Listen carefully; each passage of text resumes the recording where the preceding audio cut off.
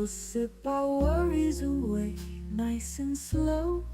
Your laughter ripples like sweet warm wine. In this jazzy sultry space you're mine. The saxophone croons a velvet tune, while melodies dance beneath the moon. We'll toast to moments both grand and small, in this hazy, lazy, jazz-touched hall. Let's sit together in the mellow night. We'll drink to love till the morning light. Every glass we raise a promise true. Here's to the magic in a drink with you.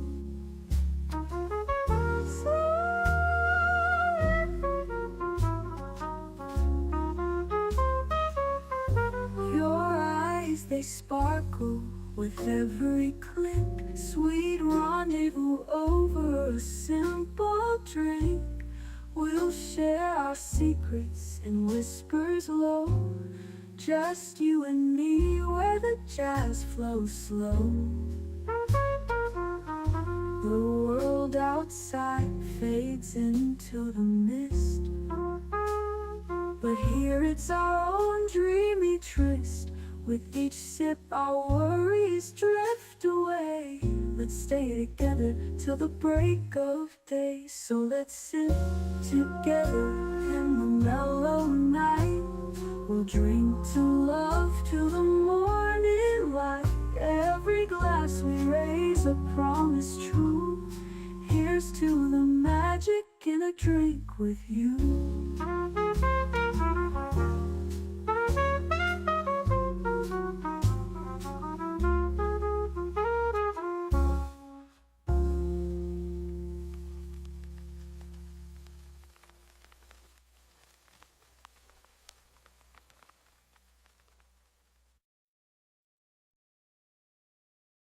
The following live stream has been approved for appropriate audiences.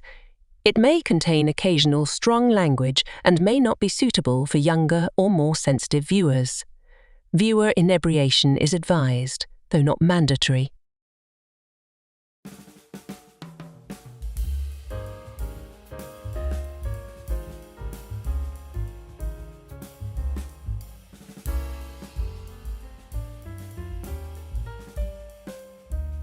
What we've all known for a long time is now official. With the announcement that there will be no Star Trek IV from Bad Robot, the failed experiment that was the JJ Abrams-led reboot of Star Trek is finished. We'll look back on this era from both reasoned dispassion and honest bias. Top off your glasses, get comfortable, and strap in. We're taking this Canarble wagon to warp speed right now.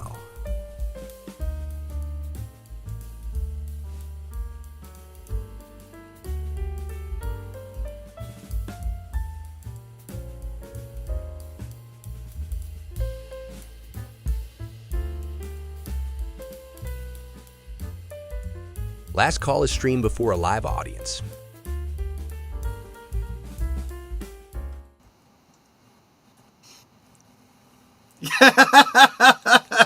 That's what happens when we go live, man. We go live.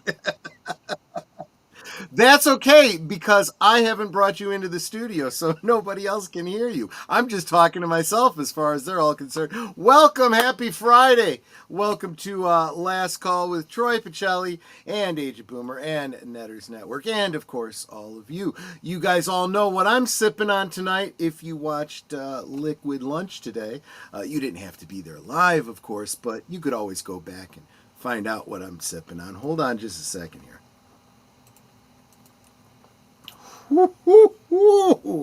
Yep, 2 of those and I will be mumbling. Anyway, I want to say hi to every single one of you. I'm going to need that because this is going to be one heck of a topic today. I want to start out, before I get any further, I'm hoping she's still here so that I can so that I can try to express my true gratitude to Ruby Hoove, who comes in and drops a gifted membership because she is such a wonderful supporter and so generous. That went to Anna's Gameland. Go check out Anna's channel. I've co-hosted with her a number of times. She's an absolute delight.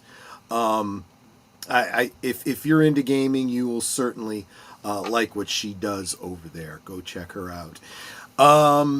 But before we start getting into all the rest of you guys, I appreciate every single one of you, but I want to get my panel in here so that they can actually feel free to just speak up, right? I'm going to start out with my co-pilot, Chatty Cathy here.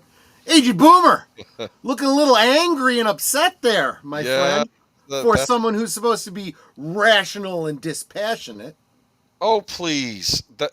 Don't get me started on that with this series. What? Khan! I think in Star Trek Beyond, he's even laughing or smiling at some scene. That's not Spock, dude. It's not. We'll get into it. We'll get into it. I'm just saying. I'm just having Absolutely. water tonight. I have to get up in the morning. And you might have to, drive me home afterwards, designated. Frankly, I should be drinking a root beer because isn't that the official soft drink of the Federation, according to Deep Space Nine? According to yes, that's absolutely true. And very interestingly, you feed root beer to tribbles, and you can generate a new breed. There's a whole mechanics for tribble genetics in Star Trek Online. It's kind of a fun sub game, collect them all kind of a deal. I don't know if I can look at that Spock face all evening. I might have to change it back. I can totally understand. Yeah, look, I think I'm changing. I'm getting ahead of myself. Let's hold off on that. Let's get Netter in here. Netter, my dear, the girl that I met at a Star Trek convention. How you doing? And what are you sipping on tonight? I think I have a cold because I'm a little stuffy, a different type of stuffy than I've been. And as a result, my throat's just a little bit sore. So I am drinking tea with honey, lemon, and ginger. There you go. Go. I just did that video on that. Which is just perfect. Yes. And you would rather be cutting your lawn than looking at Spock screaming. Is that what you're saying, Agent? Just from this angle, that almost looks like Patrick Stewart's Picard. Maybe he's mowing the lawn around the vineyard. It would be a hovercraft mower, though, in the future, right? It would be extra complicated for no good reason. Exactly right. Exactly right. Oh gosh, let's say hi to everybody. Starting with Geek Flag with Nate Knows. He says like, share, subscribe, comment, become a member, and if you were going to give a super chat. Of $5 or more, why don't you consider giving a gifted membership instead and make our family grow? Amen. Absolutely. That is a wonderful thought. And I'm thinking that... Ruby, did you give me another one, or did this go up on Netter's channel? Or did I have it the other way round? On yours, you have... Oh, no, you have a second one. That is Caveat Ties. So sweet of you. Caveat Ties.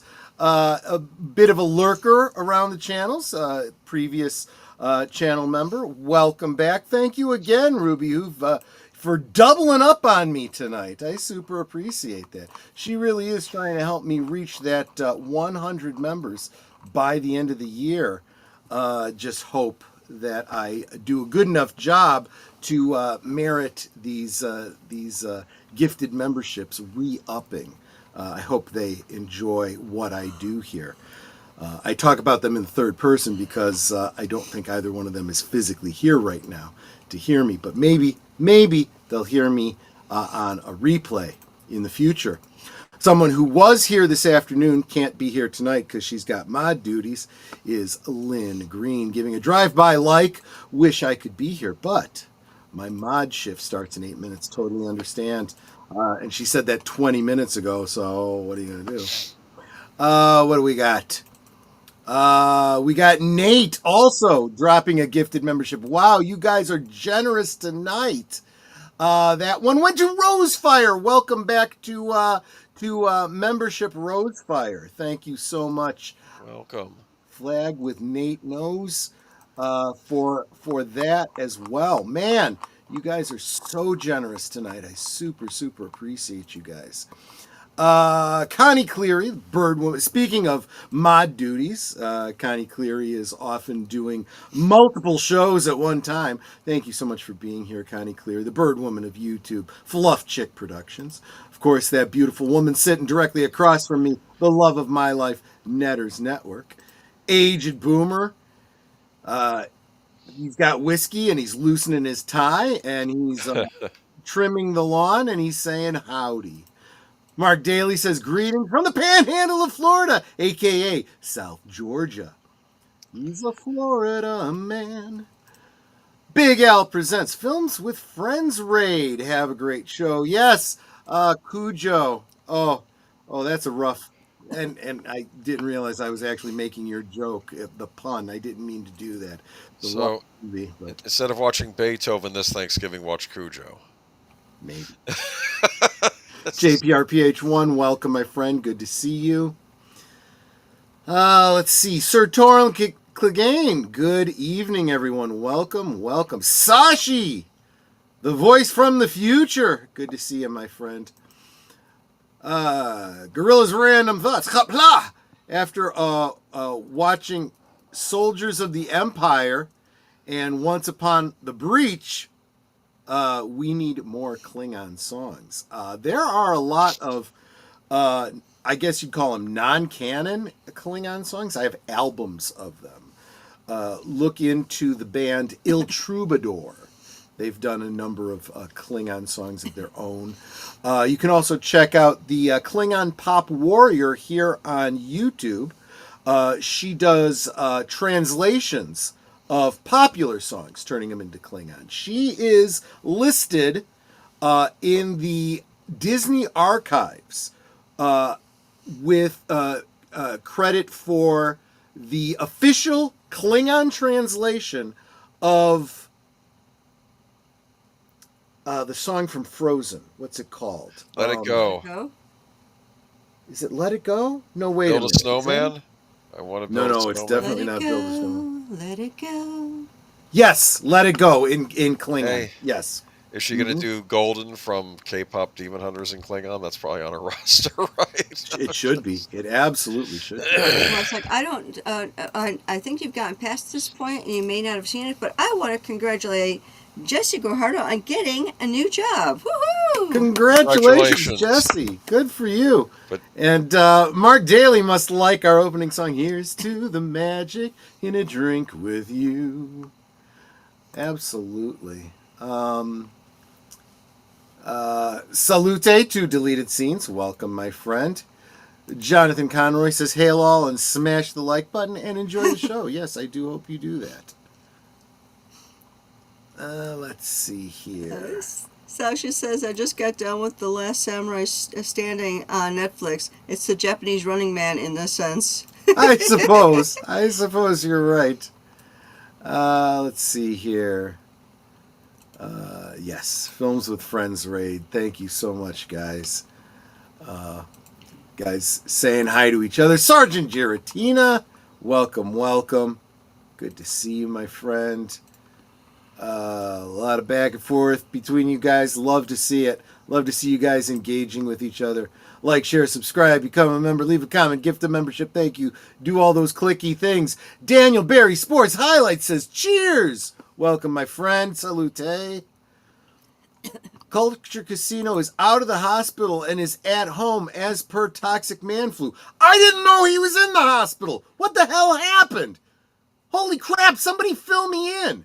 What is this crap? I am way behind. Way behind. Wow.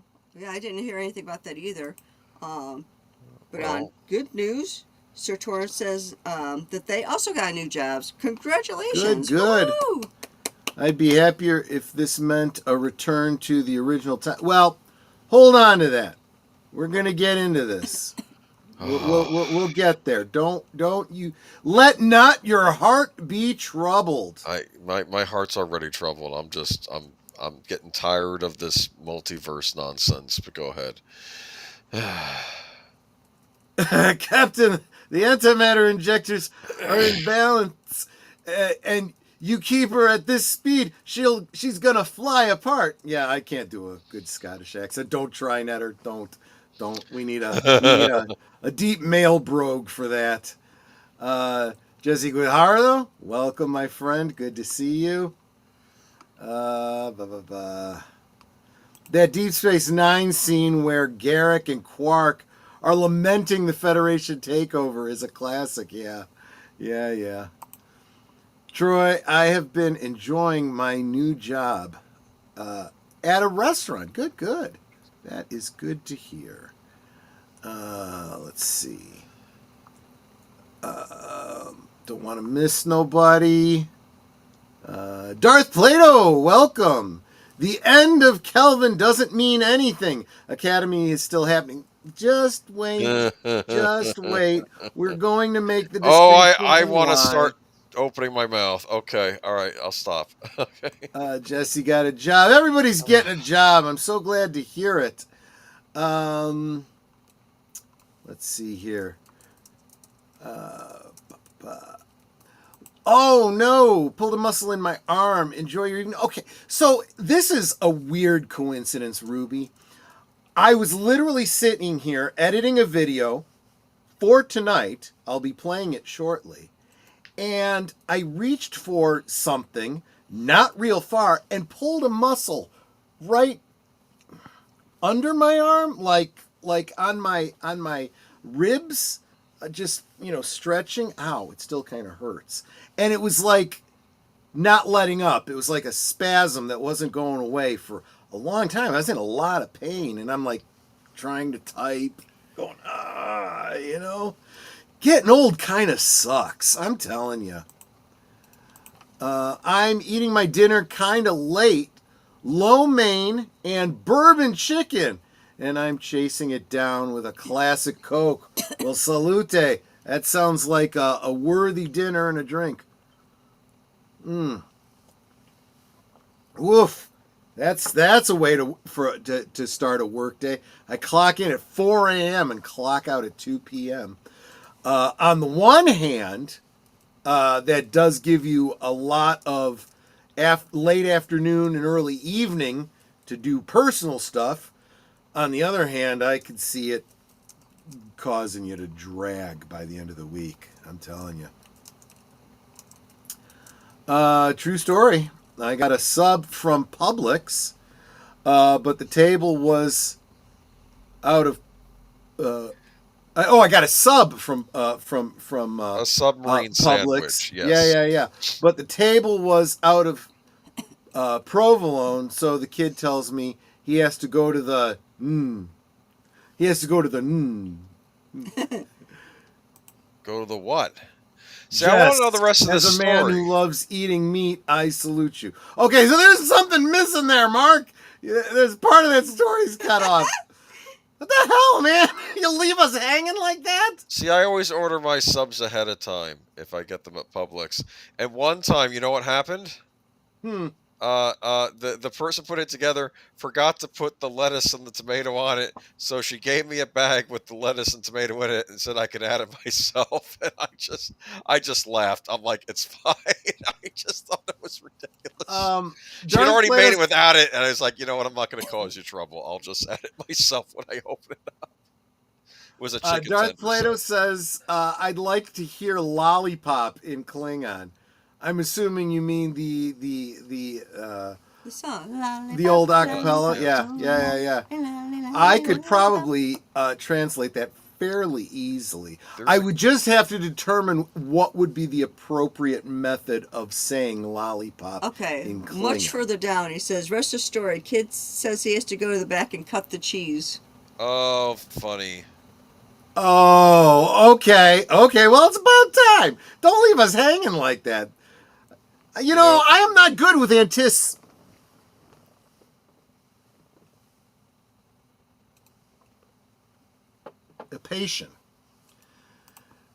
Not to sound like I'm trying to top Jesse. I already said this one. Oh, did you? Yes.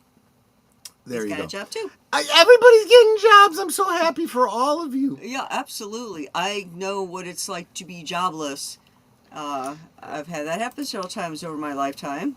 And when I was younger, it was so much easier for me to get a job, like, pretty quick.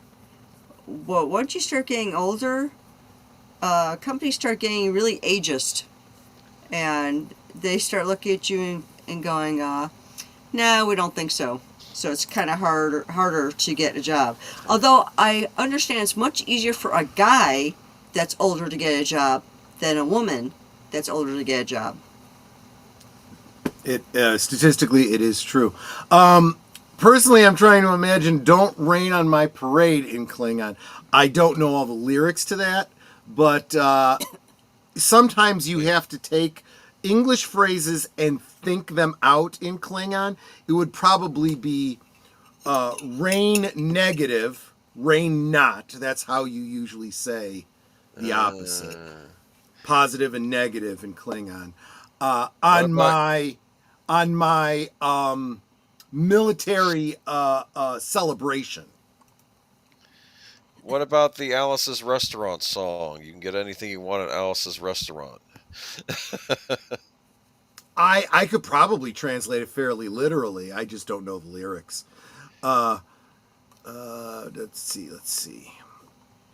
I'm going to kind of go through these pretty quick. Old sucks, but it beats the alternative. That's true. You're right about that, Mark, right? Oh, okay, and there's the cutting the cheese part. There you go. Let's see. Technical glitch. That's fair. It's probably YouTube's fault. The chat has been so freaking ridiculous. Replace Lollipop with Big Toe. Oh, no. Try it. My new job. I help make 500 pounds to 1,000 pounds of barbecue or barbacoa. It's hard work, and I'm learning a lot of new stuff. Yes, I haven't worked. I haven't done a lot with barbecue, but I've watched a number of videos about smoking and, and I won't allow him to smoke. Not the kind of smoke. and preparing, barbecued beef and pork and so forth. It's very, very interesting, but it's a whole different ball of wax. It really, really is.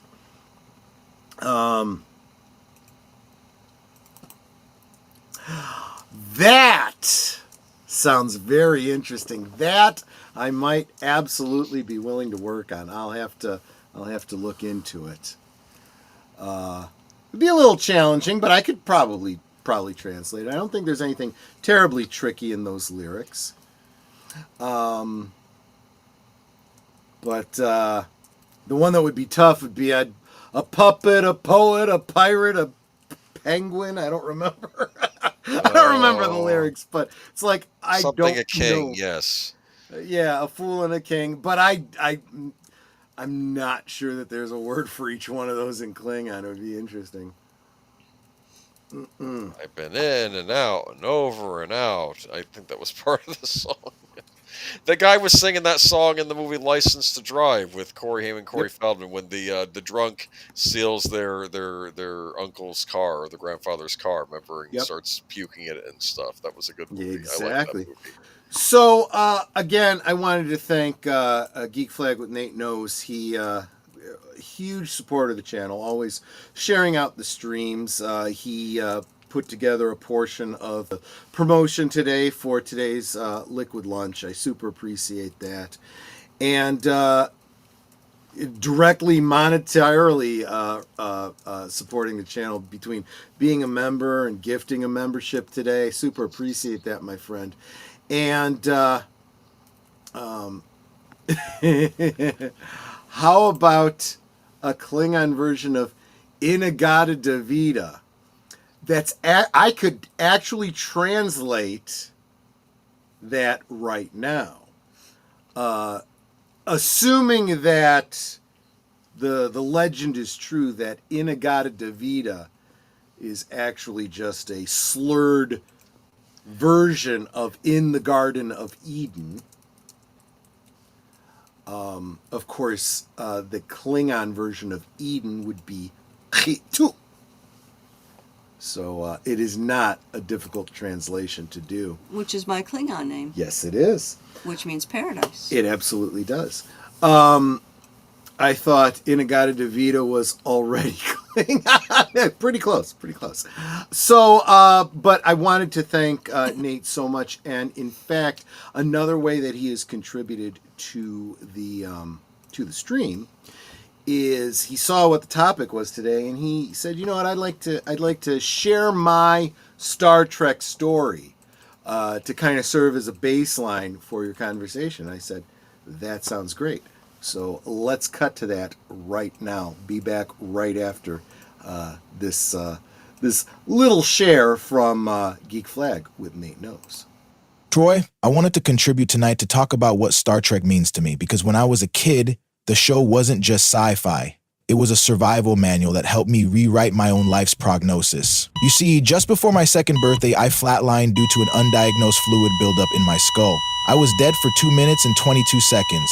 My tiny body was being covered with a sheet when a doctor, a hero who wasn't even on my case, saw something. He charged the paddles and hit me twice, jolting me back to life. Then came the radical procedure. Strapped to my uncle's arms, they used simultaneous needles in my nose and the back of my skull to drain the fluid that nearly killed me. The crisis was over, but the doctor's final diagnosis hung over us. Because my brain had been without oxygen for so long, I was likely brain damaged. The best my mother could hope for, he said, was that I could eventually feed myself and use the bathroom independently. For years, my mother carried the weight of that prognosis. She treated me as if I was always years younger than I was, constantly worrying and speaking to me simply. I was defined by that low bar set by the prognosis. But then I discovered Star Trek hanging out with my older brothers. I wasn't just a kid defined by a medical scare. I was challenging myself to keep up with warped physics, alien cultures, and Spock's logic. The moment my mother realized my mind was completely intact happened when I was 9. I came downstairs and she was in the kitchen baking a cake. I asked what she was doing and she began explaining the process, but she was speaking to me like I was 3 years old, using baby talk and exaggerated tones. When she finished her entire little show, I looked up at her and delivered my verdict. Fascinating. My mother froze. She just stared at me and asked, "Do you know what that word means?" I said, "Yes, it means something very interesting or intriguing. Mr. Spock uses it all the time on Star Trek." She immediately sat down in her chair and said, "What other words do you know?" I broke out my entire vocabulary. At the end, she started to cry. I was worried, thinking I had done something wrong, but she said, "No, baby, I'm so happy." That was the day Star Trek rescued me. The Enterprise wasn't just a ship of exploration. It was the training program that helped me prove the doctor wrong and gave my mother the relief she had waited years for. It taught me that humanity and my own mind could always overcome the worst prognosis. Thank you, Troy. Well, that's my 2 cents. I'm Geek Flag with Nate Knows 1973. Live long and prosper. There you go. There you go. You know, I feel that my headline here, I don't want to dampen that wonderful video that I think it's a perfect cornerstone, because I feel like we need to establish why Trek is so important to us to begin with. Yes. We all have stories. Like I pointed out at the top of the show that Netter and I met at a Star Trek convention. Star Trek is very important to us, and it has been kind of vandalized by these modern lazy people who don't know how to write and who don't know how to create anything. They only know how to destroy and deconstruct. Can I share with you my own original Star Trek memories as a child? Yeah. I think my first introduction really was Star Trek II: The Wrath of Khan, when it was on Showtime, and I'd watched Star Wars a lot, right? Yep. And then I'm seeing something in the beginning. It says in the 23rd century, and I was like, well, what does that even mean? What does it mean in the 23rd century? And my dad explained, well, this is the 20th century, so this is like, 300 years in the future. Yeah, right? and I'm like, oh. So this can really happen. This is really happening. This is the actual future. And then suddenly, I think until then, maybe I didn't have a clear idea of what science fiction was, because I'm like, oh, this is what the future is going to be, like hundreds of years from now. And then I'm seeing the ship, and I'm like, somehow it cemented something in my head that this wasn't fantasy. This is something that could actually be. It's interesting that you say that yeah. because so many fans have said exactly that, whereas Star Wars was absolutely science fantasy. Yes. Right? Star Trek tended to try to be grounded in reasonable presumptions about what the future could hold. Yeah. Maybe a little optimistic, but nonetheless, to the point where we today have not only technology that literally exists because the idea was put into engineers and scientists' head by being fans of Star Trek. Think of all the things Star Trek predicted. You know, I remember Captain Kirk would receive a fuel consumption report on a pad, and he'd sign off on it with a stylus and hand it back. And now we have these mobile devices, these iPads and so forth, which are literally inspired by that. The communicators that they use are basically flip phones. Yeah. You know, which of course gets smaller on TNG. Yeah, so there is so many, even the hypo spray that really exists. The military has it. We don't use them much because the only value to them is when you're trying to give a whole lot of inoculations fast. Psst, psst, psst, psst, psst. They used to use them in the military during, I want to say during World War II, but maybe it was during Korea. But anyway, so yeah, a lot of that technology has truly. I want to real quick call out Tim Hayes. Guys, I've been sharing out his most recent stream a lot lately because he was so kind as to give me a wonderful shout out in that video. And I'd love for you guys to just go blow up that video of his. Hit the like button, hit the subscribe button. He's getting close to that magic number. And I'd love to see him get his subscription numbers up to that magic number. So let's help him out, okay, guys? Together we grow and so forth. Want to say, well, there's a couple people I want to say hi. Give me a second because they're important. Brother Jay is here. Hello, good to see you. Yep, we're going to talk about the Kelvin verse. Wilkie's Movies and Music. It was a great hanging out with you briefly this afternoon right after Liquid Lunch. Look at this group. Yeah, exactly. Nerds. But yeah. But yeah, Star Trek is and then we really do have real engineers and physicists trying desperately to work the mathematics to make warp drive work. And so you have someone like Alcubierre, who's come up with a theoretical drive based on mathematics that are possible, if not plausible. It's dependent on exotic matter that we don't know exists yet. But then again, you know, Star Trek based their technology on something called dilithium, that doesn't really exist in the real world. So you never know. You never know. But the idea of warping space rather than physically traveling through space at the speed of light is a way to circumvent the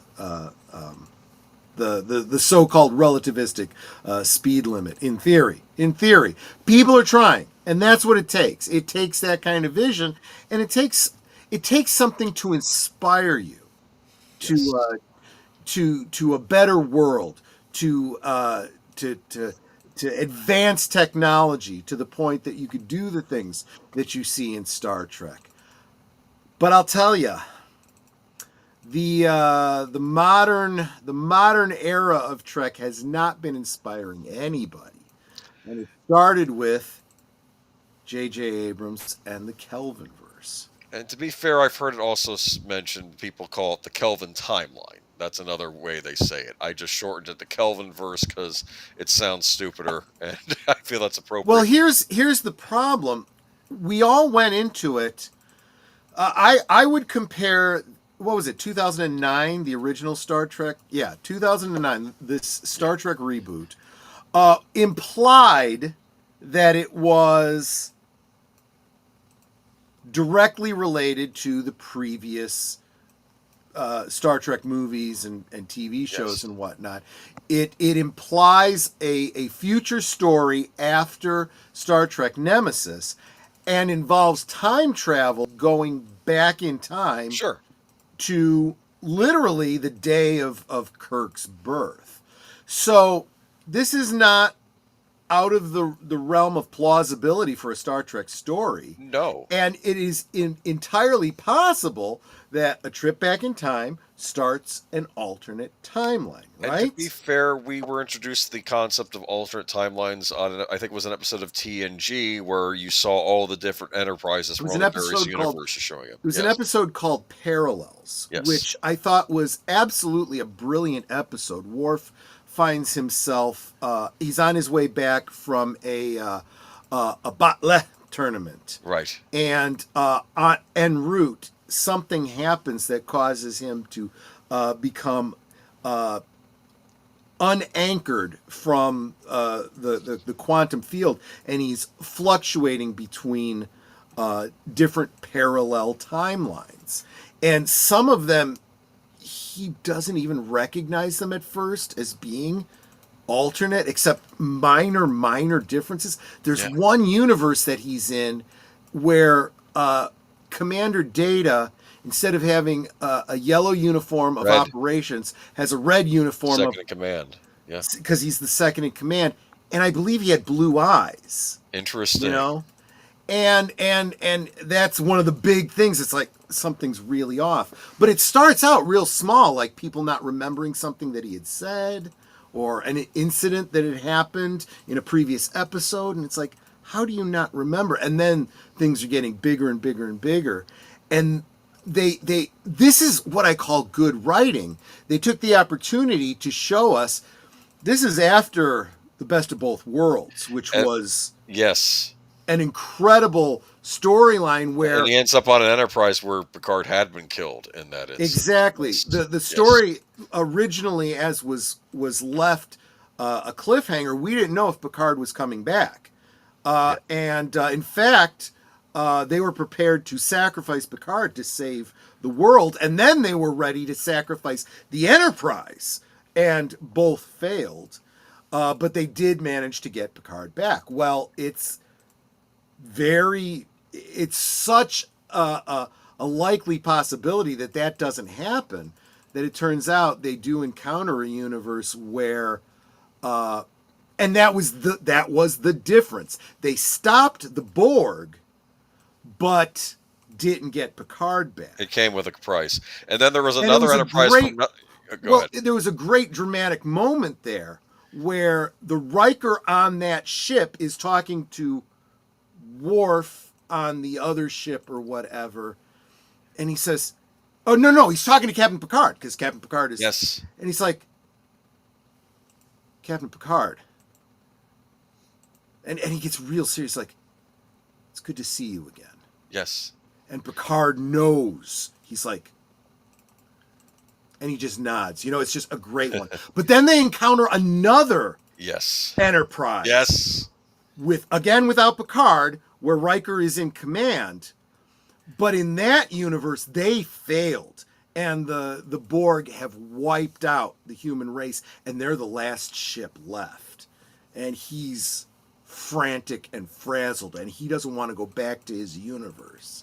Yeah, because they all have to go back, or else it's going to cause a... But this was a great story, because every step along the way, either the changes were so minor, it's like, well, that's weird, or they were big changes, but you knew where the point of divergence was. And you're like, oh, this is the what if story. What if this? What if that? What if the other, right? Yeah. Even to the point of Deanna Troi having a relationship with Riker, having a relationship with Worf, and it ultimately, you have to assume it affects his future going forward. He makes some different choices going forward after that experience, particularly pursuing a relationship with Deanna Troi. Then he would have had this event never happen. So there's a universe where that story doesn't happen, and there was no relationship between Worf and Deanna for a brief period of time. That is good writing, good alternate timeline, good time travel story. As opposed to this piece of crap where not only does it go back in time and change the future after that point, but somehow it changes the entire universe going back to the dawn of time. It changes the evolution of Klingons. It changes the culture of the Romulans. It changes the whole history of the Federation. So, can I interject? Not to mention technology. May I interject? My impression is that I didn't know about the 10% different nonsense. I just thought, they're just updating certain things, because I mean the Klingons they updated the Klingons once, and I know they came up with a lore reason on Enterprise for why the Klingons didn't have the bumps, but I just looked at it like, okay, they're sort of still trying to tie it to the original Star Trek series, but also now they can start fresh again. I wasn't as hateful on this movie as what follows. There are some issues, but I mean, there were some things it did right too. Yes, you're right. It's a good-looking cast. I'll say that. It really is. I have 101 problems with the JJ verse, but the casting is not one of them. At least in the first movie. Yes. At least in the first movie. I mean, you have Carl Urban as McCoy. You have Zoe Saldana as. I was shocked at how good he was as McCoy. Chris Pine. I mean, he was the one. He was the one that I had the most doubts about. Everyone else was like, "Oh yeah, that's perfect casting." Him, I was like, "Really?" But once I saw him in it, I was like, "Yeah, really." Chris Pine as Kirk, and he did great. Honestly, I think the most successful casting in this movie was Chris Pine as Kirk, because I can see I agree. him In fact, as a young Kirk. Yes, because I love Shatner. You know, don't get me wrong. I would say that of all the roles I've seen Chris Pine in, this may actually be one of the best castings for him. I did not care for him. Well, it's not really his fault, really. I didn't care for him in Wonder Woman, and there was another franchise film that he was in that I didn't care for him in. I can't remember. I don't know. But, I think he was in a Jack Ryan at some point, I think, which I didn't see. But casting perfect here. And God rest his soul, this kid here who played Chekhov was just Anton Yelkin, I think. Freaking casting. I mean, I would actually have to say this is one example where his casting was actually better than what's his name, Walter Koenig. No offense to Walter Koenig. They had a very different plan for him in mind. Yes. They were trying to cast him as kind of a heartthrob answer. Beatles, the Beatles haircut. Davy Jones, yeah. You know, and that was like, no. And so they just said, screw all that. We're not bogged down by any of that. You're just a Russian kid. And he is a Russian kid. You know, it's like, okay, well, I'll just be myself. And it was perfect. Who played Sulu in this? It was the actor from Harold and Kumar, as I recall. Yeah. I forget his name, but I like what they did with Sulu in this, how there was actually a scene where he's fighting Romulans and he gets out his sword. He's actually... You see him good with the sword, how they alluded to in the one Star Trek was going nuts. So, you know, and even in the sequel movie, they had him where he took over command, and you could see, yes, he can be a captain. I did appreciate those slight nods in these. I especially love that they not only paid attention to those elements of lore, but they thought them through, right? They were. This is going to sound really bad. John Cho, that's his name. Thank you, baby. This is going to sound bad, but bear with me and be open-minded to what I'm saying. I feel that some of the characterization that we got as back in the 60s when they were trying to be diverse, they wanted to be show, you know, multicultural elements. Well, they did tend to get a little tokeny, you know. My thoughts was this, and okay? a little stereotypical in some They're cases. saying in the future, who do we have here? We have a Japanese man working alongside I guess Yeah. what we call future Americans, and we also have a Russian, Soviet Yep. Union, the current enemy, Yep. the former enemy of the United States. We're getting along in the future. That's The over. important point Okay, is that yes. the nice thing is that they hadn't established all of this future history for Star Trek as they were making the original series. This film had the benefit of all of that filled in. So they know, okay, well, the Federation is formed now. It's a unified Earth, one government. So we don't have this animosity between the United States and Russia and Japan any and other. all these other things. Yes. But, and this is very different from where the mentality of otherwise sympathetic minds today would be, is you see it, you even see it in the Next Generation with Picard and speaking French and growing up in Le Bras and stuff. There's this idea that they haven't given up their cultures. In fact, because they live now in a peaceful, post-scarcity generation, right? They can focus on the arts and history and culture. So you have people that are not only of their cultures, but proud of their cultures. You've got Like got Dr. Bashir on Deep Space Nine, Middle Eastern, right? And you have O'Brien Irish, obviously, and they're good very friends. Irish, very Irish. Yes. You got the Scotsman here, you got the Japanese. So the Japanese guy studying swordcraft, the history of Bushido and so forth. You look at a YouTuber like Go Ask Shogo, is that his name? Japanese kid about his age, young guy, married, has a kid, does videos about life in Japan, but he studies the history and he is studying multiple martial arts. But he is learning to be certified in the katana and learning the skills of the samurai.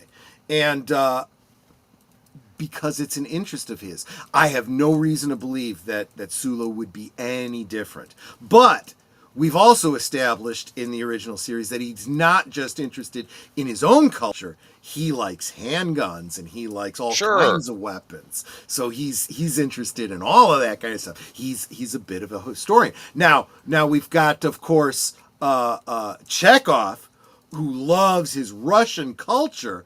And when you start digging into Russian culture, you're of course going to hit that 20th century where there was this period of USSR propaganda that wanted to rewrite history and make you believe that every development in history was invented by the Russians. So you figure he's the youngest member of this crew.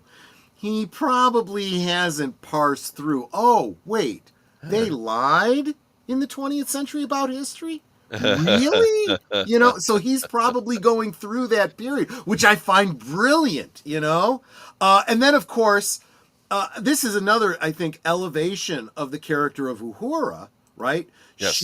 She grew up speaking Swahili. She grew up in Africa. Right. Wonderful, right? But multilingual, right? Yes. And she was just a polyglot. So when she's thinking about joining Starfleet, well, I don't just want to learn all these languages on Earth. I want to learn all these languages of all the alien races. So you get the impression that she is one of those type of people, and you know them, the Metatron is one, and there's a lot of others who speak a lot of languages fluently, so they understand the building blocks of communication, which is what's necessary, to try to decipher a language you've never encountered before. And I think that's brilliant, and that's exactly who they would put at the communications terminal there. May I address Joe's atmosphere in the chat real quick? Love that Kirk was born in the middle of a space battle on the edge of the universe. Sorry, guys. Dug this flick. I didn't hate this first Star Trek movie. I didn't hate this first one. I thought this was okay. There's some issues, but I thought it was a good start. And so I want to get back for a new generation. That's how I looked at it. I do want to get back to a comparison I was about to draw. It's JJ Abrams, so it's easy to make this comparison. I very easily compare this Star Trek movie to The Force Awakens. Right. Both movies were not the best, but they weren't bad.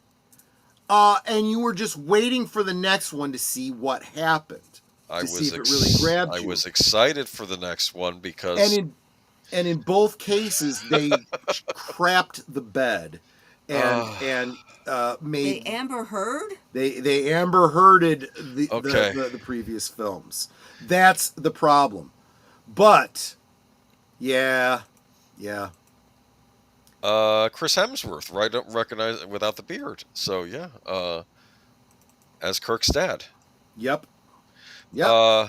Good casting, I think. Yeah, it's fine. Yeah, I thought it was interesting, and of course we realize the timeline has changed because later on Spock says, "Oh, your dad's proudest moment was watching you graduate from Starfleet Academy," because his dad had lived in the other timeline. Yeah, exactly. So this is almost like a flashpoint sort of thing. But this gave them the freedom to change things about characters and not be bogged down by canon, which, let's face it, we had spent at this point, 40 years immersed in this canon, buying chronologies, buying encyclopedias, reading books and comic books and audio dramas and all kinds of things, fan fiction, role-playing games.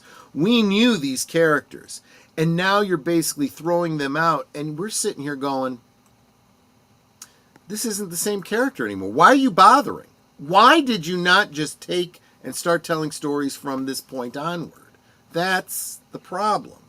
That's the first problem that the fans had with all of this. Well, I kind of saw it at the time as, yeah, Kirk's life has been changed, but Kirk will emerge as Kirk was in the other universe. He will still be Kirk. Like, here we go. We have this, okay.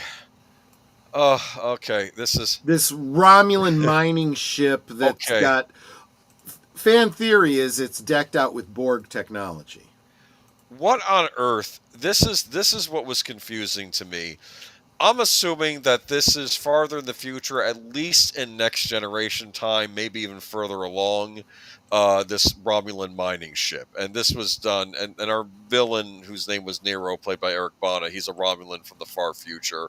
And we learned that there was a problem. We'll get to that, Horror Cat Dad. I'm all ready to go off on that one. Yeah. We learned that in the future there was going to be some kind of thing that was going to destroy Romulus, like a collapsing star. So, I don't know. Spock is trying to come up with a way to contain the explosion, but doesn't make it in time. He had technology. So, to be fair, that goes along with Spock. Spock was never the enemy of Romulans. He was hoping for a reunification, right, of the Romulans and the Vulcan. And he was trying to save Romulus, but he failed. That's what happened, yes. And herein is and probably... Eric blamed him for that, yes. This is the best place for us to probably begin to address the whole connection or lack thereof between the Bad Robot movies and the Alex Kurtzman Secret Hideout streaming shows. The connection is that in Picard, they make reference to the events that were mentioned here in 2009. Why? Let go the destruction of Romulus. Stop. So you have to... What they seem to be implying is that Kurtzman Trek takes place in a Star Trek timeline that was the original Star Trek universe before the Romulans and Spock went back in time. Yes. It is not the Kelvin timeline, but it is the original Star Trek timeline going That's forward. what I had assumed, but even I wasn't completely sure because let's not. Based on things said in Picard, that's what you have to assume. Now, That's what I assumed in Picard. the Yes, but things question since then. is that in any way related to Discovery and Strange Well, New World and all that other bullshit?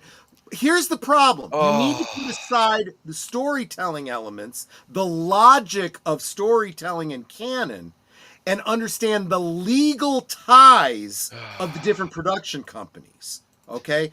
You mentioned the concept of 20% different. There is a reason that all of these changes were made in the Kelvin universe, and that is because this was a different brand of Star Trek that JJ Abrams could make money marketing.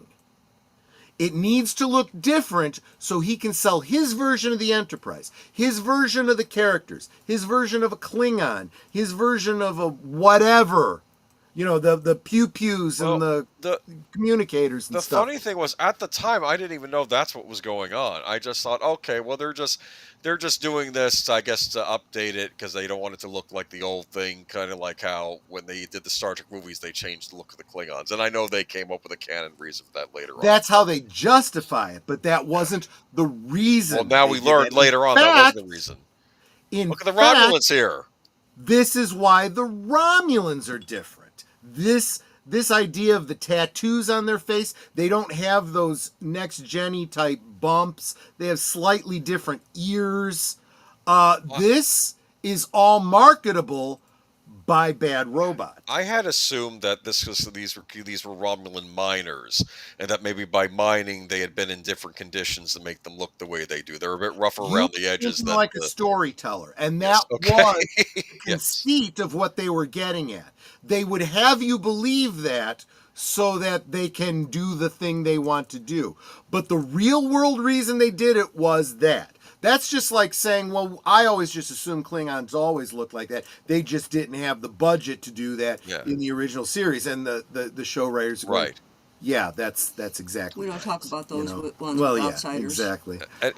But in the case of this, I always figured these are just regular working Joes. These weren't even Romulan military. They were regular working guys that were on a quest for revenge. And because they're so much further in the future than the Kirk era, they have technology far more advanced than what they had. And like I said, the fan theory is that they also have access to Borg technology.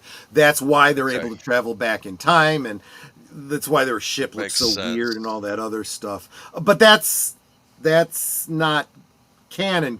That's fanon. But so yeah, again, great. This is at least good explanation initially, but then, like I said, when you start looking, back and you go, well, wait a minute, why does the Enterprise look so different? I have to say, I could not find hardly any decent pictures of this Enterprise when I'm hunting online from Kelvin Universe Enterprise. It was hard. I have one in here. I'll get to it. Okay, but it was hard me finding proper images, or maybe they just looked that bad. I don't know. They kind of do. That's true. Captain Pike was back. I kind of like that aspect of this movie. We have Bruce Greenwood as Captain Pike. And I like the fact that Captain Pike at the end of this movie kind of gets a sort of a happy ending, happier than what he had in the original series. He gets promoted to brass at Starfleet, so allows Captain Kirk to take over the captain. And I also love the fact that in the storyline, when we see him at the end, he is in a wheelchair. But he is clearly not as badly injured as he was in the original timeline. So again, a nod to that timeline, but saying, but it's not that timeline. But what was it though? There's some quips I have with this movie. Like he says, enlist in Starfleet to a young James C. Kirk. You don't enlist in Starfleet, you enroll. You not anyone can be taken into Starfleet. They take the best of the best.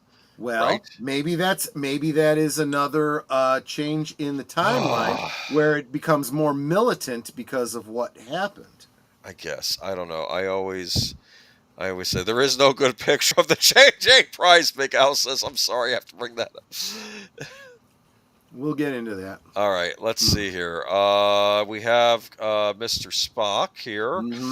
They do go into his childhood a bit in this. I thought it was interesting how he's being bullied by Vulcans, and the way Vulcans have of bullying someone else is they try to get them to have an emotional outburst.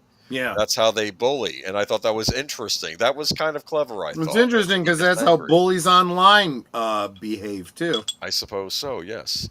But the way they bullied is they wanted him to punch them. They weren't punching him. They wanted to get a rise out of him, so they punched them. And if he hits them, that's how they win in the bullying. I thought that was interesting. Winona Ryder as his mom, I thought that was a nice touch. Good casting there, I thought. And Ben Cross as Sarek, yes. Yeah.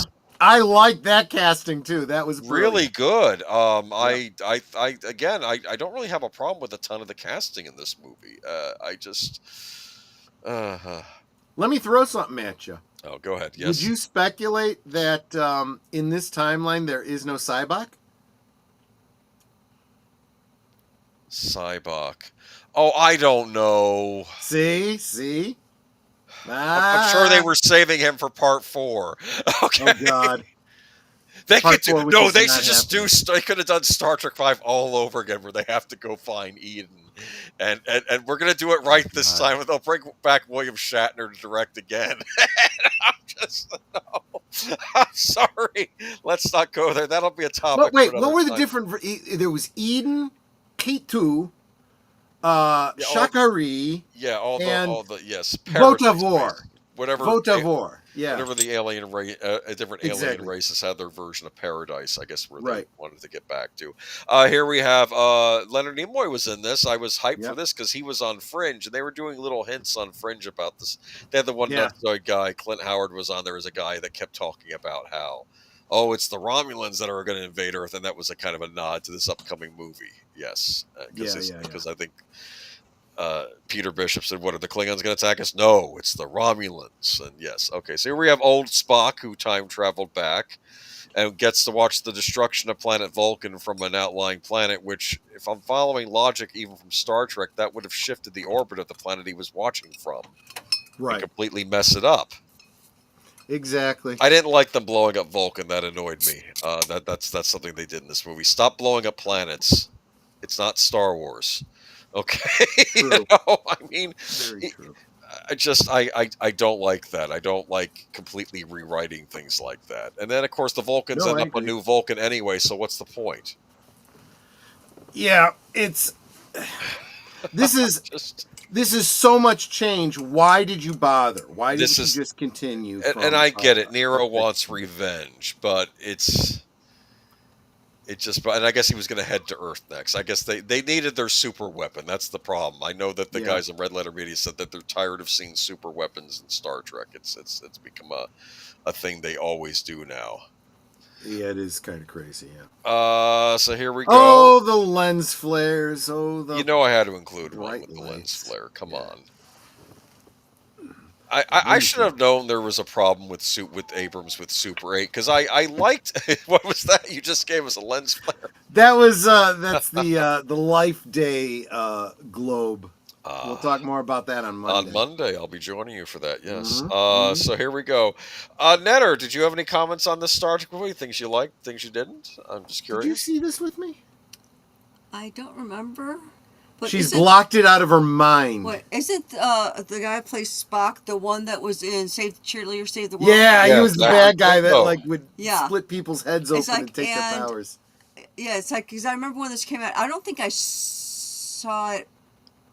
I saw it like later, and I don't remember if I saw the whole thing or not. Yeah, but I remember looking and going, "That's the guy, the bad guy from Save the Cheerleader." Skylar was the character, and it was like, how can you take this vindictive, evil jerkwad, and now he's supposed to be this logical guy? It doesn't work. It's still fresh in everyone's mind that he was in this other thing is this jerk, and now you're casting him in this very logical role. But it's not. They're subverting his logic. He's a very emotional character. Yeah. Then that shows I didn't actually watch. I only Well, saw no, that's fine. But it's like, but Spock is supposed to be very logical. Oh, and well, very it wasn't calm and all Skylar, that. it was Siler, right? Siler, that's Yeah, right. whatever, That was yeah. his name. But it's like, Yeah. it's like trying to separate those two characters was difficult for me because I'm like, he was a total jerk in this thing, and now they got them as this calm guy. I don't see it. Mark Daly makes a great point here. Wrecking Vulcan was an editorial comment on Vulcan philosophy of logic over emotion, which is the opposite of leftist Hollywood mentality. I hadn't thought about it that way before, Mark. You're absolutely right. That is very, very true. Oh, Skylar is Breaking Bad. Yes, another villain. I'm sorry. Wait a minute. No, I'm sorry. I never saw Breaking Bad. So she was Walt's wife. People have argued that. I've heard people argue online that she's actually worse than Walt. And she's like, "What do you mean? She doesn't kill people." Yeah, but she makes everyone miserable. That's her thing on the show. But anyway, that's a topic for another time. And it might not be quote unquote logical that I'm equating the guy from one series with this movie. Yeah. But since he was still so fresh in my mind from that series that had just ended, well, and no, now it was he's still on. It was concurrent. That's why. That's why you had this problem. That's right. It was still on, and it's just like kind of hard to separate it because it's like all I could think of. This is the jerk from the series. This doesn't make any sense to me. Welcome, CluuStudio. Clue is speculating, Boomer, that he's the only person on Earth who liked Skylar. Oh no, she was awful. I never saw the show, so I don't even know who it's this a brilliant is. Crime show, but yeah. I've heard. I've heard. Yes. But this is a what was it though? But yeah, you're right because I think it was because it was on at the same time. I think if Heroes had ended, and then he was on this show as a different, that would have been more acceptable but I think it's kind of like the guy on Lost, the guy who played the villain on Lost, but then he ends up on Person of Interest and he's not a villain of that. Well, that's because Lost had ended, so now he can play something else. But I think if it's concurrent, I see how that threw you off better. Yes. Okay. Yeah. So you have here the bridge of the Enterprise, which is obviously the JJ prize. This is not, look, the original Enterprise is freaking classic. It is enshrined in the Smithsonian. So this is another thing that people were like, no, of all the things you can change, you can't change the Enterprise. This is television royalty. This is, you don't mess with this. And they did, and I really feel like the audience was like, this isn't the Enterprise. I will say like this. The Excelsior Bridge from Star Trek 3, if I'm being honest. That's what, with the gleaming white, yeah. Kind of. There is a scenario that you get to play in Star Trek Online where you cross into the Kelvin universe.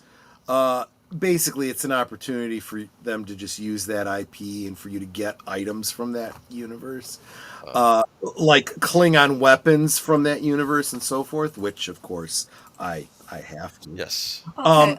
You may have explained this, but and I just didn't hear you. But why is it called the Kelvin universe? Because the ship is attacked by the Romulans that come back in time that Kirk's father served on was the USS Kelvin. And the USS Kelvin gets destroyed when it wasn't supposed to get destroyed in the original timeline. And most fans try to assume that the whatever class of ship that the Kelvin is exists in the real Trek universe because it predates this time travel thing. But again, they changed stuff going back from that point for reasons. Okay. So I've heard...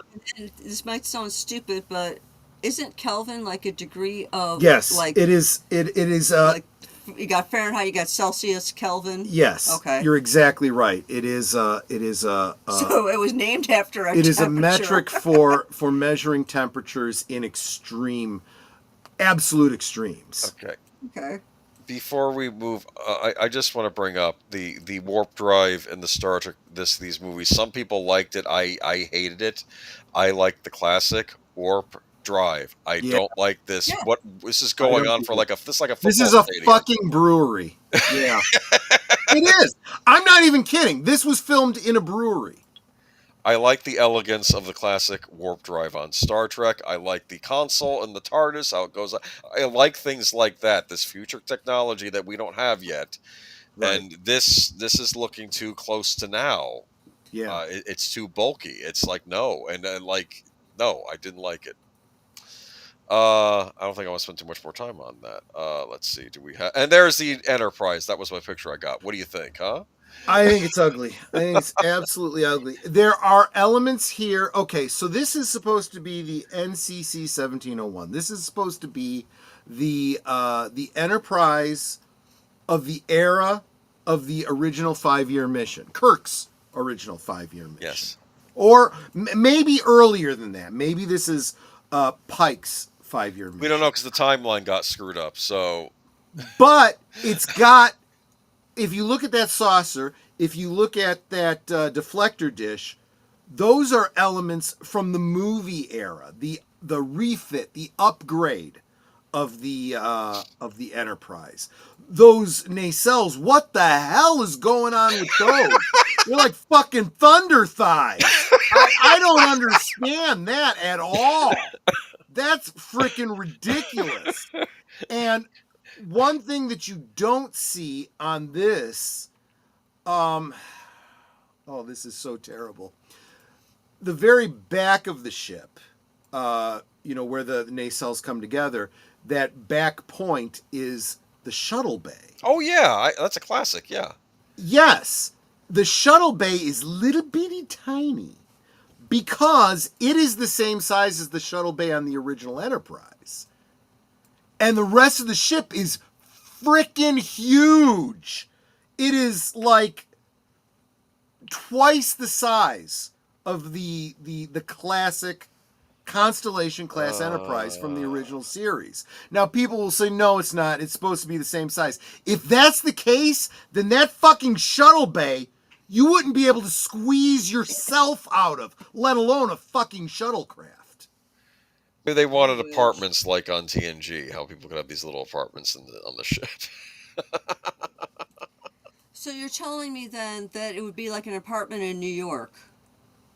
Basically, Yeah, the size of a closet, you're paying $3,000 a month for it. Yeah, exactly. Well, no, I'm thinking more like, imagine someone shrunk our garage down so that the garage door was only big enough for me to crawl out of.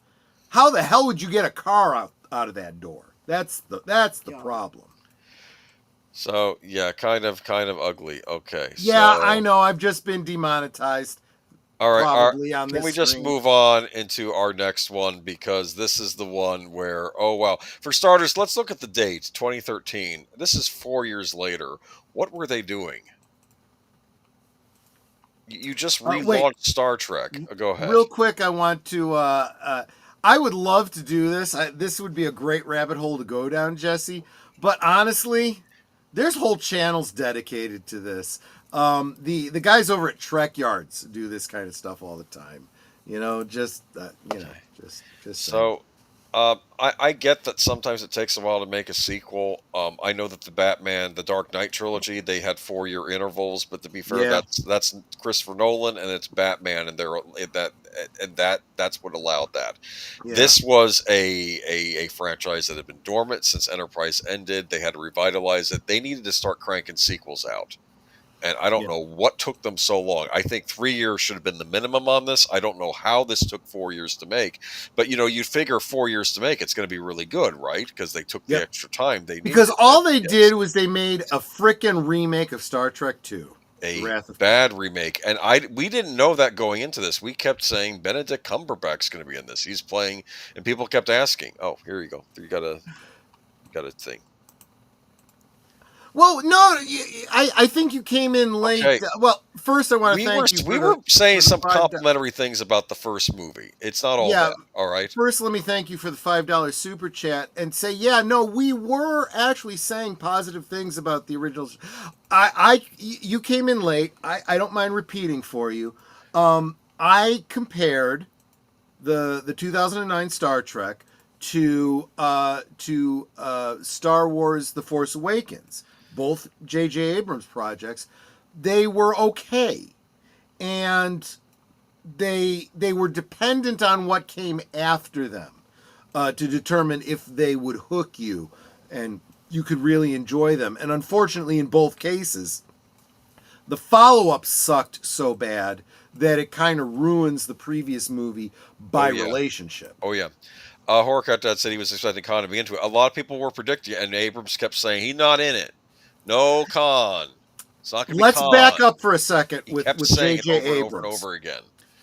Remember, JJ Abrams' big success before all of this was the TV show Lost. Yes. And Felicity. Yeah, I forget. Sorry. I bring up Felicity all the time, yes. But and Alias. Alias I enjoyed, actually. Yeah. Which was based on a comic, so let's not give him too much credit on that one. Well, plus you have other writers on these shows. Was he also responsible for Fringe? Yes, but again, you have other writers on these shows, and you wonder, I think he was a good television producer, maybe he hired the right writers. I don't know what I was going to say about Lost. Yeah. With Lost, this was one that I dove into with both feet, or I don't know. I think I just mixed my metaphors, but the thing about that was that there was a lot of great marketing, multimedia marketing. There was internet links, there was web pages, there was books. And all of this stuff gave you little hints to what was going on with this whole crazy mystery. And you could compare this very much to the foreshadowing that George R.R. Martin put into A Song of Ice and Fire.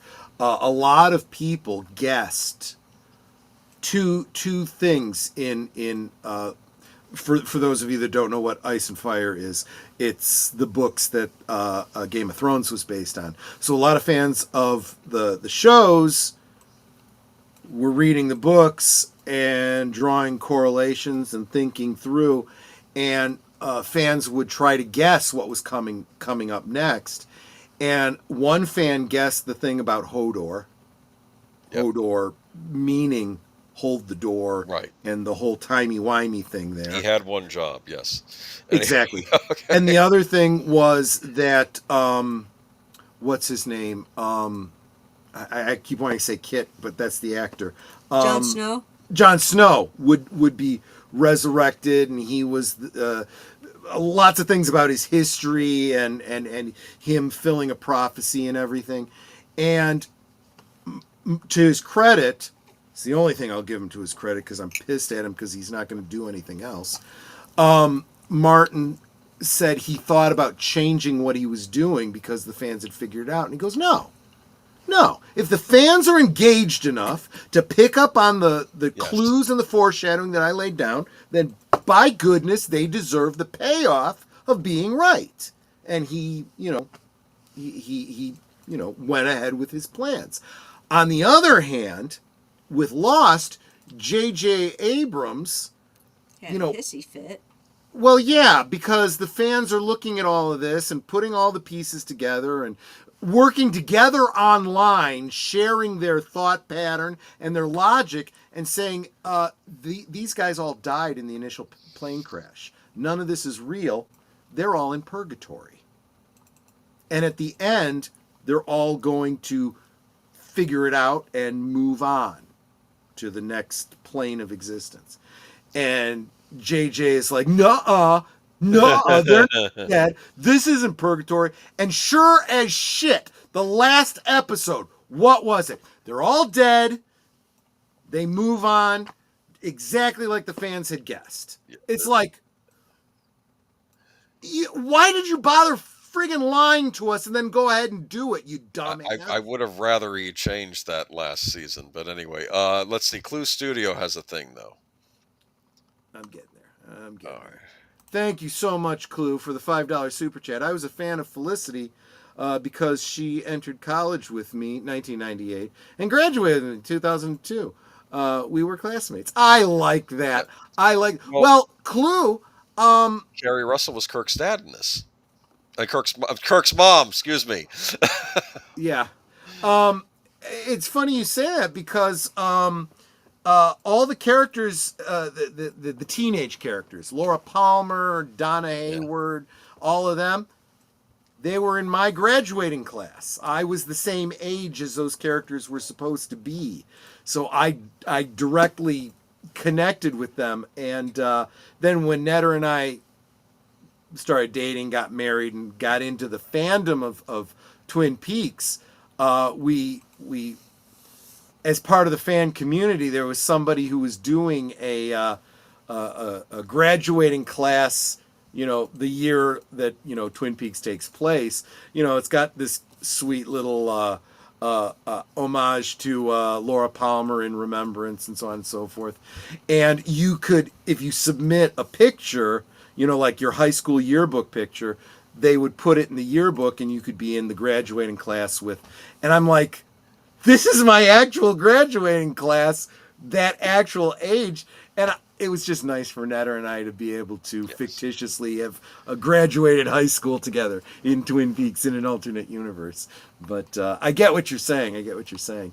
I'd never watched the show, but that, what's her name, Russell girl, I liked her fine. Carrie Russell, yeah. Check out if you ever get around to it, you can watch The Americans. You'll enjoy that show, and she's on it. She's a Soviet spy. A Russian agent, yeah. During the 80s, yes. It's very interesting. Star Trek Into Darkness. Look at the Enterprise going down in flames. This is... Let's face it, that actually is a good... So, there's a couple things here. So, this, for some, might evoke the Challenger disaster. I didn't even think about that. Yikes. Yeah. It might also evoke the destruction of the Enterprise in Star Trek 3. So everyone was like, really? Where are we going with this? It amazes me how in the 80s you can have all this creativity on the fly, get a sequel out in 2 years, and then this is 4 years, and it's just complete stagnation. I don't understand it. This is. I want to say this is the pre-woke era, but this was actually the first instance where, like, the writer Robert Orci on this, he was because the Star Trek fans did not like this movie. They ranked it as the worst Star Trek movie, and he started yelling at them online. And this is like the first time someone in Hollywood, like, instead of just either agreeing or apologizing, or at least just not saying anything. This is when I saw the attack of the fans. Yeah, I will always give credit to Joel Schumacher as much as I hated. As he admitted their mistakes were made. He was like, "Yeah, I see what you guys are saying. I'm sorry," and it's like, well, damn. Okay, you and what does that do? It takes all the wind out of your sails. It's hard to be mad at someone who takes it on the chin and goes, "Yeah, you're right." Okay. Like, well, fine. Can we start with the stupid pre-title sequence? I hated this. I'm sorry. This is the planet with the goofy aliens, the humanoid aliens that are going to die because the volcano is going to erupt. And then Spock is like, well, should we be doing this? It's a violation of the Prime Directive. And then the Enterprise is on the planet underneath the water, which makes no sense to me. Nope. Because I was always of the impression that these massive starships could not land on planets. They had to remain in space. That's why they had shuttlecrafts, or it'd have to be a smaller ship like the Defiant might be. Maybe the Defiant could do that because it's like the Federation version. No, in fact, the only starship that we ever saw land that we knew had landing capability. There's actually a couple now that I think about it. The Intrepid class Voyager was able to land. It had landing capabilities because it literally had landing gears. It also was not nearly as big as the Enterprise was. It was not. The other thing was the Galaxy class had a separating saucer section that could also land in emergencies, and we saw that in Star Trek generations. That'll be a rant for another night. Star Trek Generations. Okay. Anyway, but anyway, we have this whole scene, and then of course it's all about Prime Directive. But if they don't do anything, this sentient alien race dies because there's going to be a cataclysmic event on their planet. And I guess that's a weird moral clause with the Prime Directive. Do you still try to prevent that from happening with an undeveloped race? Or do you let them die because you don't interfere? And I guess that was a sort of moral quandary.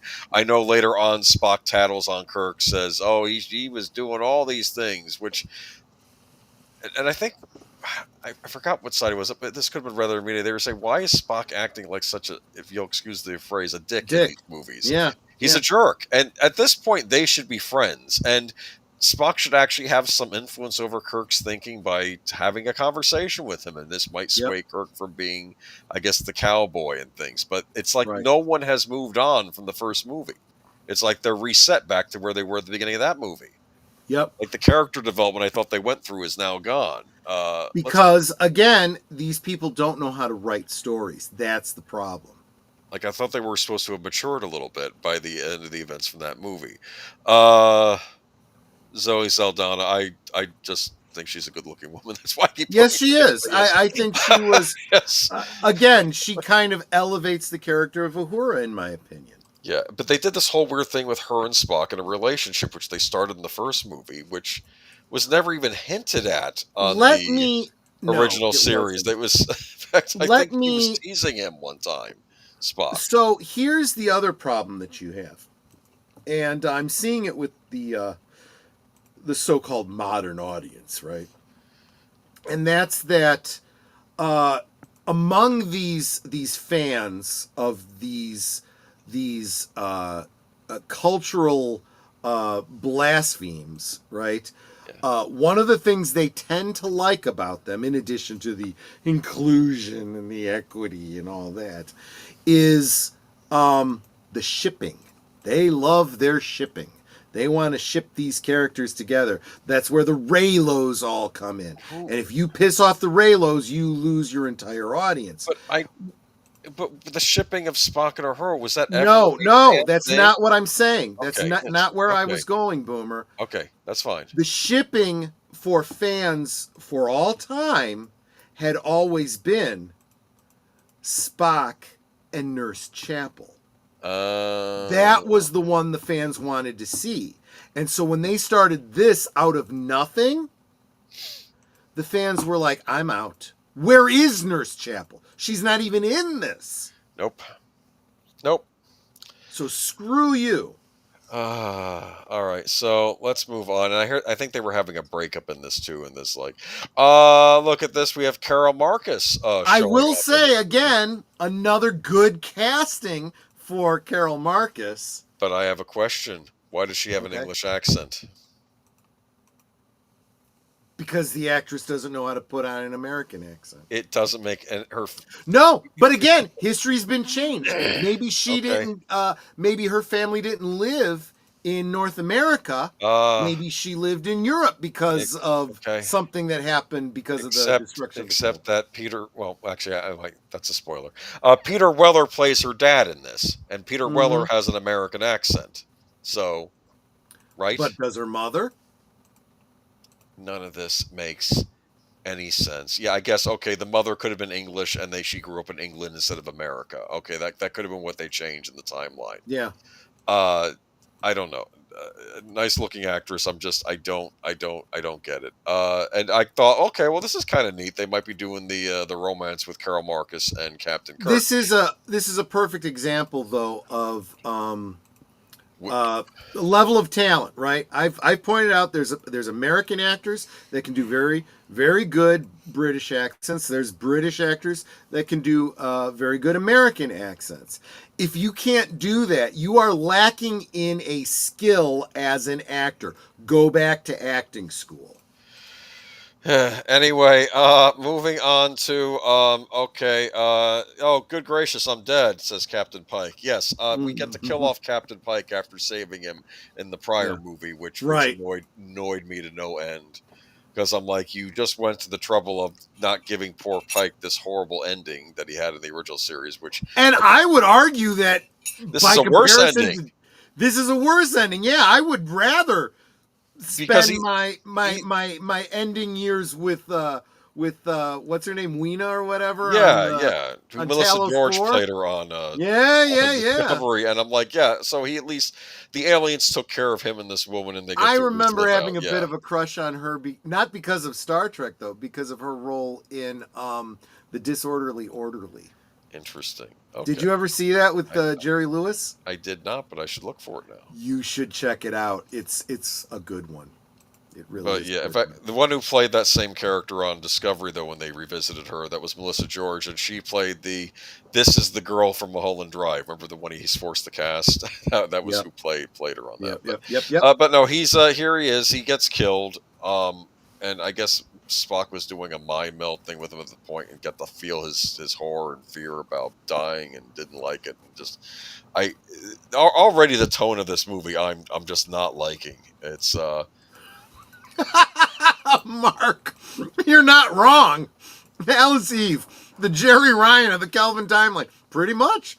Yes. I don't understand. I know when people want to go dark, and they would argue, well, Star Trek 2 is kind of dark, and Empire Strikes Back is dark. Yeah, they're dark, but not that dark. The light is still there. I don't know what's going on here. We're introduced to Peter Weller, who's a high-up guy in Starfleet Command, and of course we find out he's involved with Section 9, right? Is it Section 31? What do they call it? Whatever section it is. I call it Section 9. 13 Section 9's Ghost in the Shell. Yeah. Someone in the chat will tell me what it is. I don't care. It's that secret ops thing that was introduced on Deep Space Nine, and I think that was the show that I don't know. It was part of the Dominion War storyline. I remember that, and they just, please, can we get rid of it now? I don't like that, and it keeps cropping up. It cropped up all over the place in Secret Hideout. Section 8. Yeah, Section 8. There you go. Okay. I get that reference. 31. Yeah, it was okay. No, Section it is 31. Yeah. Okay, so I like Peter Weller. I like seeing him again. Peter Weller also appear in, and maybe I'm mistaken, maybe it was a different actor, but didn't he also have a role in Star Trek Enterprise where he played? He played the Terra Nova leader. Yeah. Yeah, he was on Star Trek Enterprise too, and that's fine if they want to recast him again as a different part. I mean, he's a good actor. Maybe they were related. Maybe.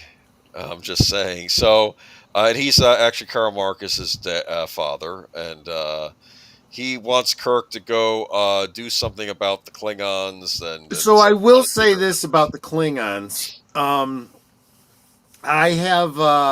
really hated the change in the Klingons back then. Since I saw what Discovery did, though, I'm like, damn, this ain't so bad. And when you really look at what they're doing here, it's just a different head crest. There were plenty of different styles of head crests. That's how I saw it. I could have worked with this. I wasn't too keen on the piercings in the head, but I'm like, it's not like it's an evolutionary thing. It's entirely possible.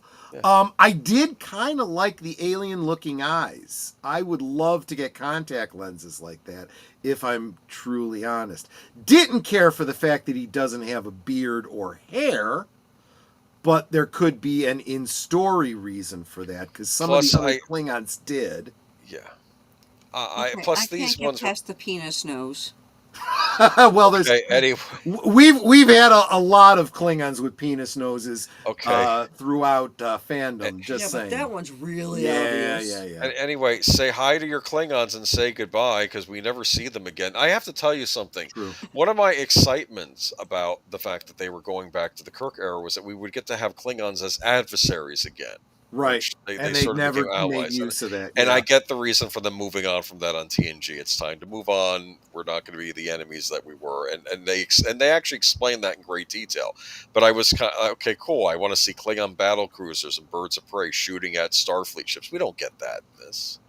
I also came to appreciate the uniforms, if you'd call them uniforms, that they were wearing. I do kind of like them, but then again, you can ask Mark Malnikoff. I'm kind of a clothes whore when it comes to being a Klingon. I like all the different uniforms, all the different styles, civilian, different eras, the whole kit and caboodle.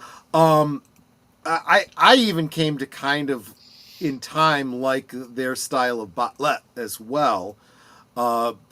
Maybe it's just by comparison to the stupid shit that they had in Discovery. But one other thing that I'm going to say, and I'm not sure, it must show up in this movie. Do they have a bird of prey? No, Klingon bird of prey? I don't think so. They might have had a battle cruiser. I don't remember because I'll be blunt. I have not watched this movie since seeing it in the theater. I have never wanted to go back to it. I didn't see it in the theater, and but in Star Trek Online, the Kelvin era Klingon bird of prey is actually pretty cool. It is a better in this. It is a better interpretation of a TOS era bird of prey than their stupid JJ prize is to the Carney. Yeah. Bird of Prey is my favorite Star Trek ship. Bird I of Prey agree is my 100%. favorite spaceship, period, in any science fiction thing. Yep. I love that spaceship. The Klingons knew how to make ships, I'll say that for them. Yep. Moving on to, here we have our villain, who is... well, we don't know that yet, because he's some kind of Federation officer that's special ops that's going against...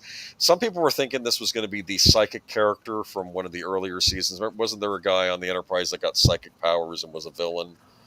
Yes, it was. They thought that was who it was going to be. That was speculation. That would have been neat. That would have been thoughtful. Yeah. No, they didn't do that. And people thought, well, it's just an original villain, and that's fine too. And instead, no, it's Khan. And I remember reading early on that Benicio del Toro was originally going to be cast as the villain or cast in this movie, and then he opted out. And I think they were doing Gary that. Mitchell, right? Yeah. They wanted another Latin actor playing Khan, even though Khan is Sikh. But I thought that's what they were going to go for. So then they get Benedict Cumberbatch to play him, which is... He's nothing like Ricardo Montalban at all. So, and this is exactly why I said this casting basically changes history before the Kelvin. So this is a divergence from history that goes back to the 1990s. Okay. Part of me wants to say sometimes some of the reasons why certain villains work, it's because the actor playing them is that good. I don't think... Yeah. Khan is Ricardo Montalban. I thought that a great casting would have been Antonio Banderas. Would have been an excellent. He would have been good. Yeah, he would have hammed it up. Tony Flax, yes, that would have been good.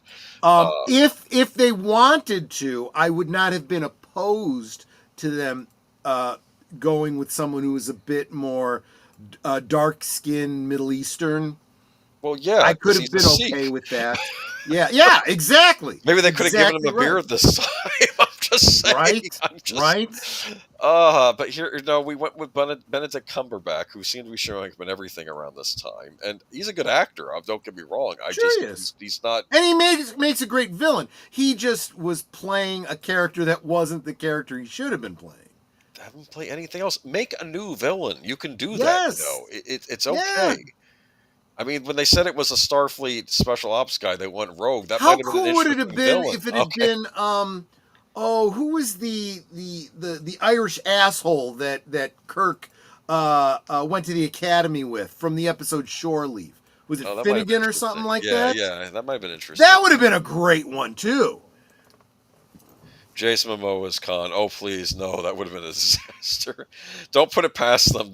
I'm sure they might have done that. Yeah, because again, if you're going to be changing the race of the character, you might want to go more Sikh, than anything else. So much wrong with this movie. And then it turns out that I guess Starfleet brought the eugenics, wanted to use the eugenics people in a proxy war against the Klingons by sending them on special ops things, which doesn't make a lot of sense.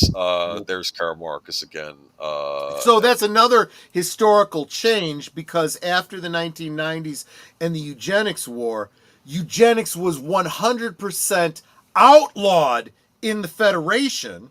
But Section 31 apparently now we're okay with it. Section 31 can do what it wants because it's doing what the regular because it's the deep state. The whole point about Section 31 was that it was supposed to have remained hidden up until Deep Space Nine. Nobody knew about it. That's how good they were at covering their tracks. There's this scene which this was the best scene in all of JJ Prize. And he apologized for it later, and he's like, "Well, that was wrong." I think this is around the time of the Me Too. Oh, we shouldn't have done that. We're sorry. This was gratuitous. You shouldn't have done this whole series, you dumbass. This was the only good thing you did. This is the one thing not to apologize for. Come on, this is in good taste as far as I'm concerned. But I don't know. And I guarantee you that 30 years from now, she's going to look back at this and go, I'm glad I got a recording of myself looking like this. Yes. Moving on to the Dreadnought class. The Killer Prize. This is so stupid. This was so stupid. The USS Vengeance.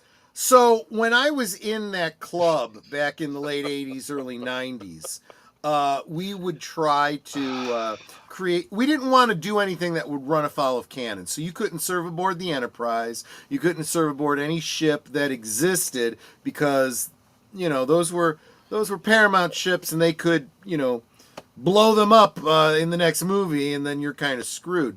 So we would try to create our own ships using similar naming conventions. We would say, okay, well, what kinds of ships are there out there? Okay, so we know there's Enterprise, there's Excelsior, Excalibur. Okay, we see where these ships came from. If you could find ships, in the British Navy and the American Navy, names of cities, names of rivers, this is how Federation ships are made. When someone suggested they wanted a ship called the USS Starkiller, we said, no, because that's not how the Federation names their ships, right? That's how Section 31 and then we get names its ships. Then we get the USS Vengeance, and I'm like, I'm out, I'm done, screw this. This is so stupid. This was so bad. And you did not see this in the theater. Were you avoiding this? Did you hear things that you... Yeah, that's what happened. I didn't. I gave up on it. I saw the first movie, didn't care for where it was going, but was open to it. When I started hearing about this, I'm like, that's it. I'm done. I'm out. Khan, Magic Blood, tribbles that I didn't know any of that going in, because I think I saw it opening weekend and I wasn't keeping abreast of what was going on, and I'm like, people think they're not gonna do Khan. I was like, oh, they did Khan. That's not smart, because it's not Ricardo Montalban, and it's not even an equivalent. They also, I don't know if you have this coming up, but because it's Star Trek II, they did a complete reversal of Star Trek II, where instead of Spock dying and Kirk going out of his way in the next movie to bring him back, there you go. This was so It's stupid. the reverse. Kirk dies and Spock brings him back. From Deus Ex Machina. So stupid. They missed the entire point. Kirk would have sacrificed himself.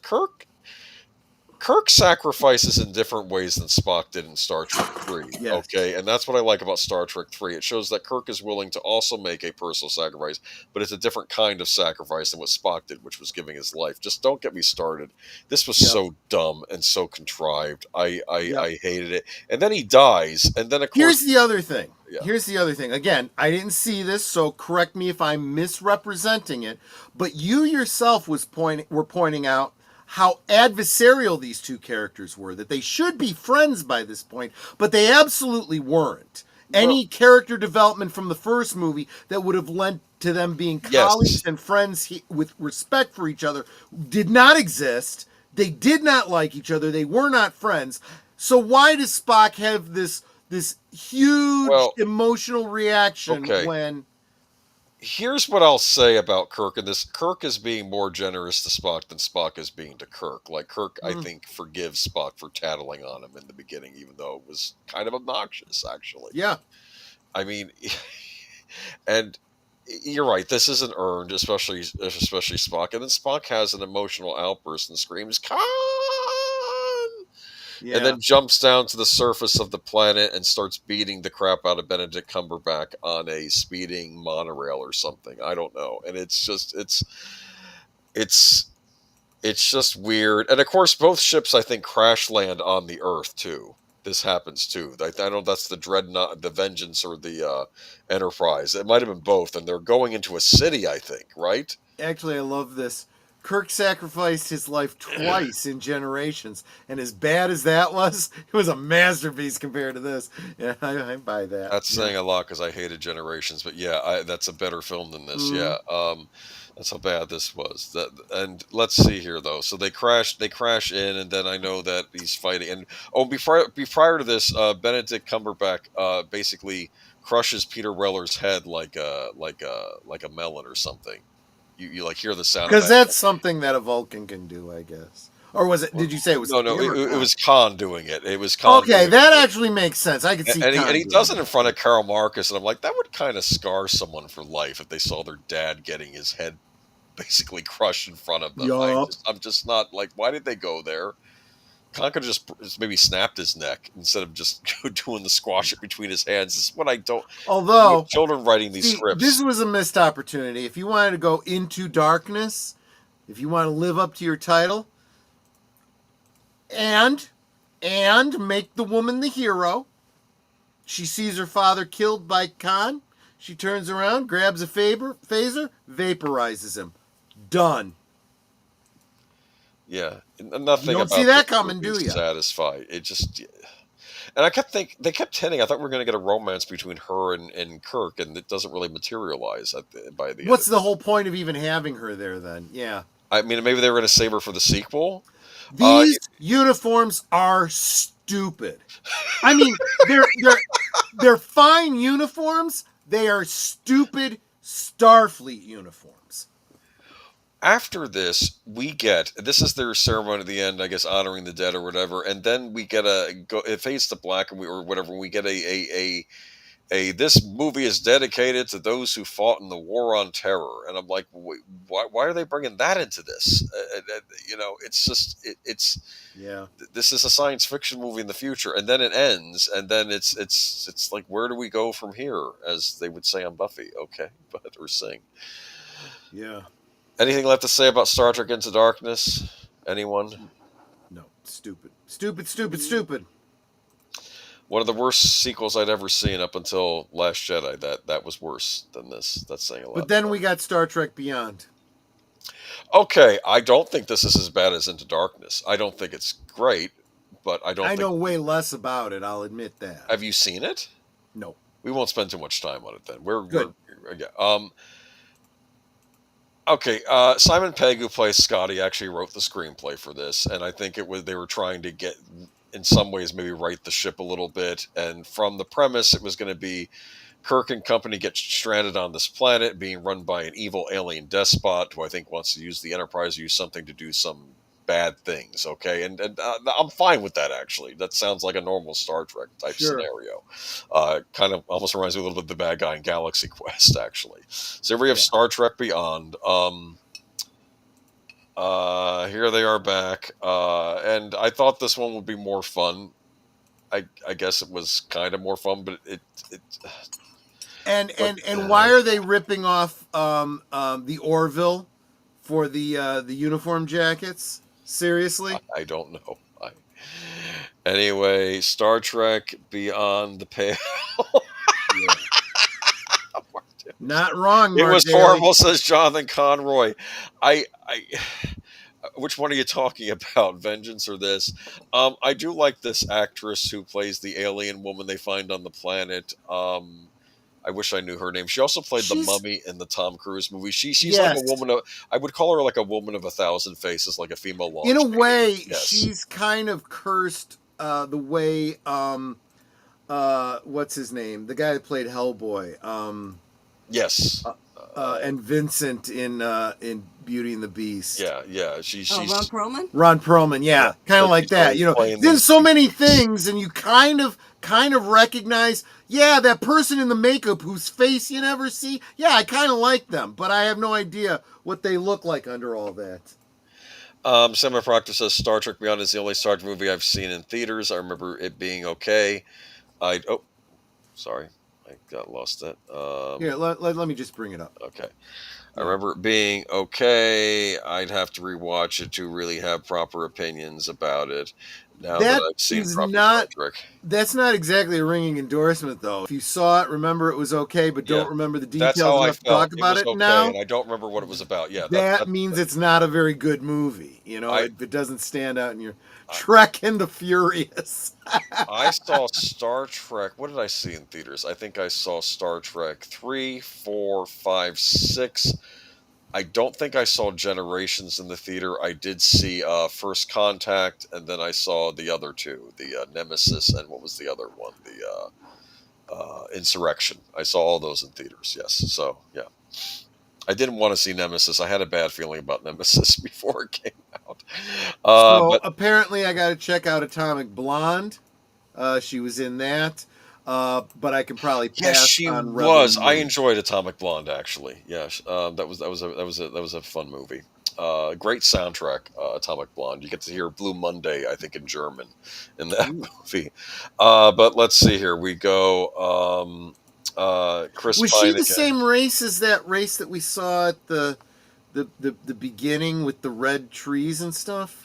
No, she wasn't. No, here's what's interesting. Black lines Here's what I liked about this movie. Like, this evil alien despot, he's ruling over other aliens, and I think they're like, and I think she's only one of one species, and there are others. I don't even know. Like she's kind of stuck there. Like the Federation hasn't run into her species yet. Okay, this is like a first time they run into her. She was interesting. She, I think when Kirk is playing the Beastie Boy, she goes, "Oh yes, I like the beats and the yelling." She says, like with the song. But here we have our villain. And this was it's a car. Funny, man. It does. It looks like a car. Well, it turns out that he's played by Idris Elba, but it turns out no, he actually is Idris Elba, a former Federation officer from the time period of Star Trek Enterprise, who got near this alien orb thing that changed his appearance because he wanted to use it or something. And I'm like, well, why didn't you just have Idris Elba playing an alien despot? So now he has to be a Federation officer that was somehow corrupted by this thing and turned into an alien, which doesn't make any sense to me. Stupid. They did that at the end. That's when this movie lost me. I'm like, and Uhura's figuring this out from some logs at like last minute. Like, it's like a mystery box that wasn't even stuck anywhere. It's like just that's him from the old footage they found, because it turns out he's from like the Captain Archer era, and they'd even brought up how, you know, we fought the Xindi, we fought this. Of course, would he even have remembered fighting the Xindi if the timeline had gotten changed? They're making this shit up as they go. I'm just because I just remember the conversation that Quentin Tarantino relayed about wanting to do Trek and not understanding it, and JJ says nobody understands it. Just do whatever you want to do. I'm like, that pretty much explains what's going on with this whole JJ verse. No, Tarantino got very angry because when he says you have to make it in this Kelvin verse, what do you mean? And he's like, because Tarantino followed not just original series but also TNG. Like, he was familiar with the whole plot thread. So he says, no, this doesn't make any sense. This other universe nonsense. I don't this Kelvin timeline. He didn't understand. He says, I'm not working with that. I'm not doing that. I'd say I'd rather watch any of these in the sequel trilogy. Yeah, well, they are better than the Star Wars sequel trilogy, but I think in some ways these were sort of paving the way for I'll tell you what, they're bad, but at least they're not mean-spirited. They weren't going out of their way to anger and pick on the fans, which is exactly what Ruin Johnson did. So there is something in this movie, though. Sulu, turns out that he has a husband in this movie, and they have a daughter together. And George Takei took great offense to this, because Simon Pegg, well, we're honoring George Takei because he's gay. And then George Takei says, that's true, but I never played Sulu as a gay man. Right. Yes. So it was very clear that he liked women. Yes. That was very obvious. Yeah. They kind of screwed that up. That was just dumb. And it's little things like that. Yeah. So well, it's this ridiculous tokenization, right? It's like if you want to make a character gay, that's fine. Don't make it an established character that's already been established as straight. You know, the fan films, the Star Trek Continues, made Kirk's nephew gay. Okay, that I could buy. There's nothing that says he wasn't. You know, right. There we go. Zoe Saldana. I kind of like that as an optional uniform top. No, I mean, yeah. I they should probably do her collar up a little bit more. But I wonder if this was a cold planet. That's why maybe they're heavier uniforms. I don't know. Yeah. I like that idea.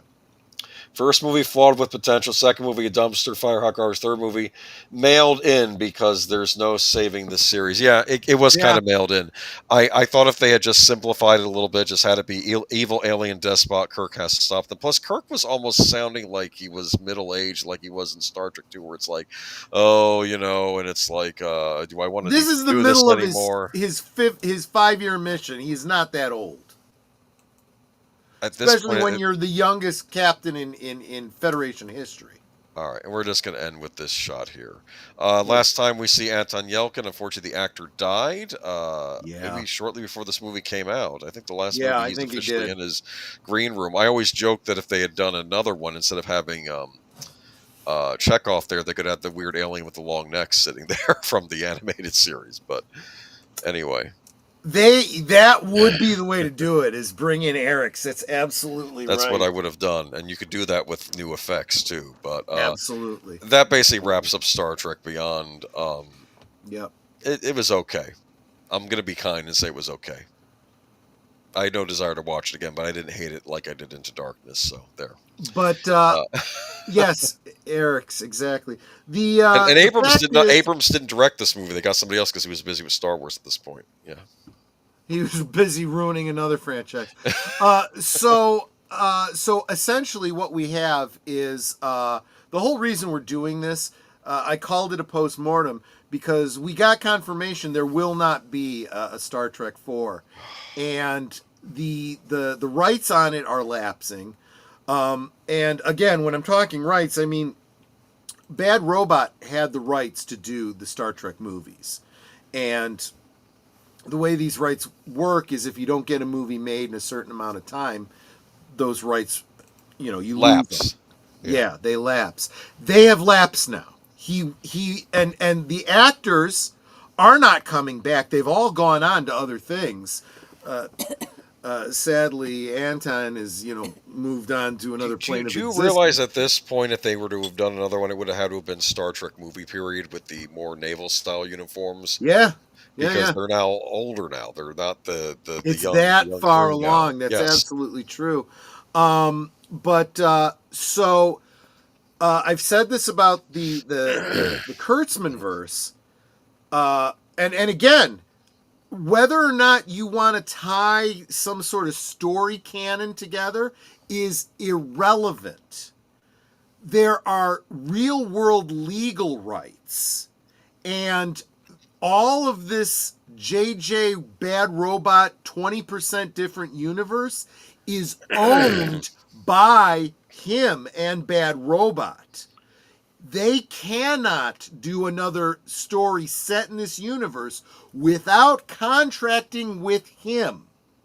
So it becomes non-canonized, uncanonized, however you want to put it. It can never be referenced again. Period. That's how this works. Kurtzman Trek, as long as he's still contracted, all of his stuff still canon. Until such time as perhaps Skydance decides, yeah, we don't want to work with you anymore. Once that happens, unless they shell out a crap ton of money for the completely worthless Kurtzman Trek, that gets decanonized too. It hasn't happened yet, but Starfleet Academy with a female Jem'Hadar.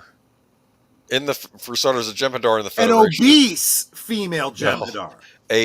For starters, a Jem'Hadar in the Federation is ridiculous on its face, but even so, Jem'Hadar said that They're no female Jem'Hadar. They're grown Yep. in. They were grown in test tubes. They made Yep. that, or whatever. They made that point on because Dax was saying this. Oh, maybe if you had, maybe that's why you're so uptight because there are no women in their lives or something. You know, they're, you know, because there are no women of their species. That was the point. They're not. They weren't like a. They were something the founders created, I believe. Exactly. Right? They were a created species, and they couldn't reproduce naturally without the assistance of their gods, the founders, and they were literally controlled through drug addiction. All If they they didn't liked, take Ketracel White, they would die. all they lived for was battle, which was interesting because I remember when we were into the first Jem'Hadar. Victory is life. They really wanted to fight Klingons. They were excited about the prospect of going up against Klingons. I remember that. And then there's that wonderful scene where they're having the match between Worf and the Jem'Hadar lieutenant or whatever, right? And like they keep telling Worf, just stand down. There's no shame in it. The Klingons are saying this to him to say, and he says no, and he keeps getting up, and the Jem'Hadar says, I can only kill this Klingon, but I cannot beat him. That's what he said, you know, which I thought was interesting. Yes. Yeah. Like he was taken aback at Worf's veracity, just not giving up. So, yes.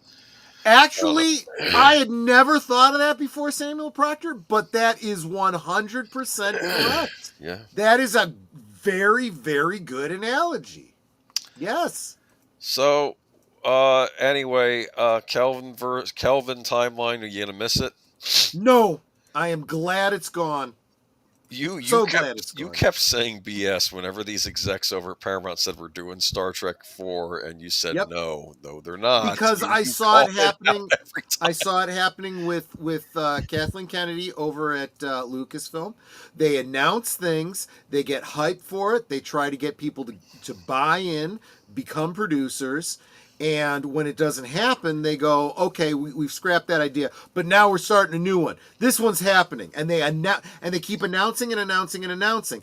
And it was even worse with Star Trek because you had these actors here coming and saying, "It's news to me. Nobody's approached me about it." Which was and also very, very dumb because then they can negotiate salaries higher, right? Because exactly, and they're sitting there going, you know, is it really happening? If you've announced not that a project is happening, you have announced that you've thought about doing a project that's, you know, in your head. It's like the bomb that Lex Luthor thought of in his mind that, you know, that didn't actually exist, you know. So rest in peace, Kelvin timeline, and it was a big waste of everyone's time, and I don't know what Paramount is planning for Star Trek in the future. And it was also a huge waste of money. The toys did not sell. They were constant. You have a lot of channels now that go to Ollie's and show you all the Star Wars stuff, and all the other Disney stuff that's, you know, warming pegs at Ollie's. This film's merchandise was warming pegs at Ollie's long before. You could walk through Target and Walmart and see it all in the clearance aisle. It's weird, though. It is a relic from another age because this was not... They weren't thinking multiverse style storylines at this point. I'm sorry, not multiverse. What do we used to call the Marvel? Cinematic universes. They weren't thinking cinematic universe. They were thinking, let's do a trilogy like they're doing with the Dark Knight trilogy. You kind of had the idea, and even with the sequel, they're like, well, who's the big nemesis for original Star Trek? It's Khan, so we save Khan for the sequel, which that's not really how Star Trek works. That's Khan. In fact, what would have been a much more intelligent story would have been something involving the Klingons. Yes. Well, yes, but what I was going to say is just a little line about the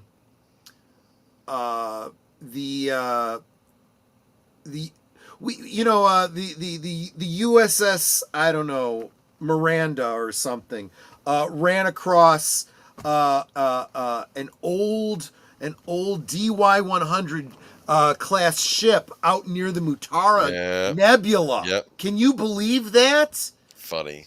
That's amazing. They towed it back to the Federation headquarters, and unfortunately, everyone in it was dead.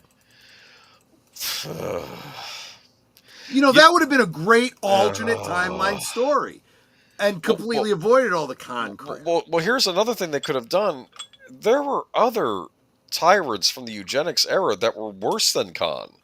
Like, Khan was bad, but apparently there were worse eugenics tyrants, and they could have had Cumberbatch be Colonel one of them. Green. Yeah, they could have had it be one of them instead of it being Khan, but no, they didn't. That would want have to been do even that better, either. actually. Yeah. So this is where we are, and just no. Yeah. No. At least they didn't bring the Borg into it, right?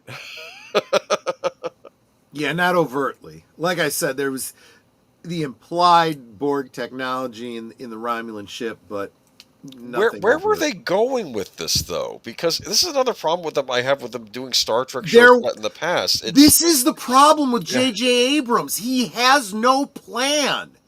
His whole mystery box is Fugazi. Well, look at that trilogy. Rian Johnson's now too busy. Yes, because he's busy making his Knives Out things. That's the biggest burn, is that he escaped into Knives Out and is able to do those. And I guess they have their audience, because they do well enough. And so now he can ride off into the sunset doing these stupid mystery movies. And I'm just are they really making money with those? Because I think so. It's got to be fairly niche. I don't think they're expensive to make. Probably the most expensive thing is the casting. True. He has to cast a lot of. But the cast that's in it is all these loony lefty circle jerkers that I suppose, yeah, want to prop him up because they're all part of the club. It's sort of like the Ocean's movies where they get a big cast to be in them, and And apparently he wants to, I think it was originally supposed to be a trilogy, but I think he just keeps wanting to do them afterwards. As long as he can have Daniel Craig be in them, that's the only consistent actor he needs to have in them. Yeah. So. And Daniel Craig has plenty of free time. What else is he doing now? So. Yes. They never went back. They never brought him back for the Dragon Tattoo movies. That was supposed to be another series they were going to do, and then they kind of dropped that too. But oh well. I guess I should just watch the original. Netta read all the books. Just read the books. I read the first one. I need to read the other ones. Yeah. Oh, The Girl with the Dragon Tattoo. Yep. Yeah. It's a good book series. Yeah. There's also a parody series that you, or is it just a single book? I think it's a single book, but yeah, I have the dragon with the girl tattoo. Yeah, funny, and the names are similar, and it's hilarious. I'm only about a quarter way through, but it's great. Okay, I'll look for it. Anyway, so that's it. At least this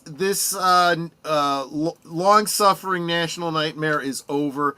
No more Kelvin universe. Yeah. One step closer to possibly salvaging Star Trek, which I honestly believe Skydance intends to do. We'll be bringing you more on that But before that happens, Kurtzman Trek has to die. It will. Yeah, that's the next step. And absolutely we still have stuff coming out. We still have a couple more seasons, or one more season of Strange New Worlds, and but keep in mind these seasons. These are like a handful of episodes that should all be one season, and they've split them up into 3 and 4 seasons to make it stretch as long as they can. Doesn't mean we're actually getting that many more episodes. We have to be careful also of this proposed, which we don't even see at the Scott Bakula Captain Archer series, because we have to make sure it doesn't cement. It doesn't happen under Kurtzman, It doesn't happen or otherwise they're going to stick stuff in there and they're going to ruin. They're going to cement it in, so we don't want. And that. I think that the folks at Skydance kind of already know that. But anyway, that's the retrospective and postmortem on the Kelvin timeline. Good riddance. Tomorrow night, of course, over on Netter's network, the gods must be crazy, because what do they need with a starship, right? And if you haven't seen that movie before, you're gonna love it. It's bizarre. The first time I saw it, I was like, how did I not know this movie existed? It's just crazy, but crazy good. I think you're gonna enjoy it. Of course, Sunday, Geeky Geezers. What do we got on the docket for Geeky Geezers? What we have on the docket is I may actually be stuck in a position of actually defending Brie Larson from Grace Randolph, which I never thought this would happen. Because I you know what can I say? Times change, okay? If she just pretties up her feet, she's going to be on the road to recovery, I think. Anyway. You don't know where to go with that one. I don't know where to go with that one. I guess what I'm trying to say is, though, I will say this. I think that she has toned it down in recent years and is actually trying to be more responsible in how she acts around fans, whereas Grace Randolph is trying to stir crap up again. Because she was cast as the voice of Princess Rosalita in the Mario Galaxy movie. So, I don't know. We'll talk about it on Sunday. Yep. Again, believe it or not, I don't actually enjoy hating on celebrities. But when they do stupid things, I call them out. That's what happens. Okay, but yeah. Good. All right. Yeah, Monday night, I am opening up my members' night at the movies to the general public because it's Life Day. It is Life Day. And we are going to celebrate the Star Wars Holiday Special. Star Wars Episode 4.5. Yeah, I suppose. Yeah, it's. You like Boba Fett? Any Boba Fett fans in the chat? You're going to get to see his first canonical appearance in Star Wars. Yep. Here. Well, exactly. Except for the prequel trilogy, I forgot. Well, the adult Boba Fett, anyway.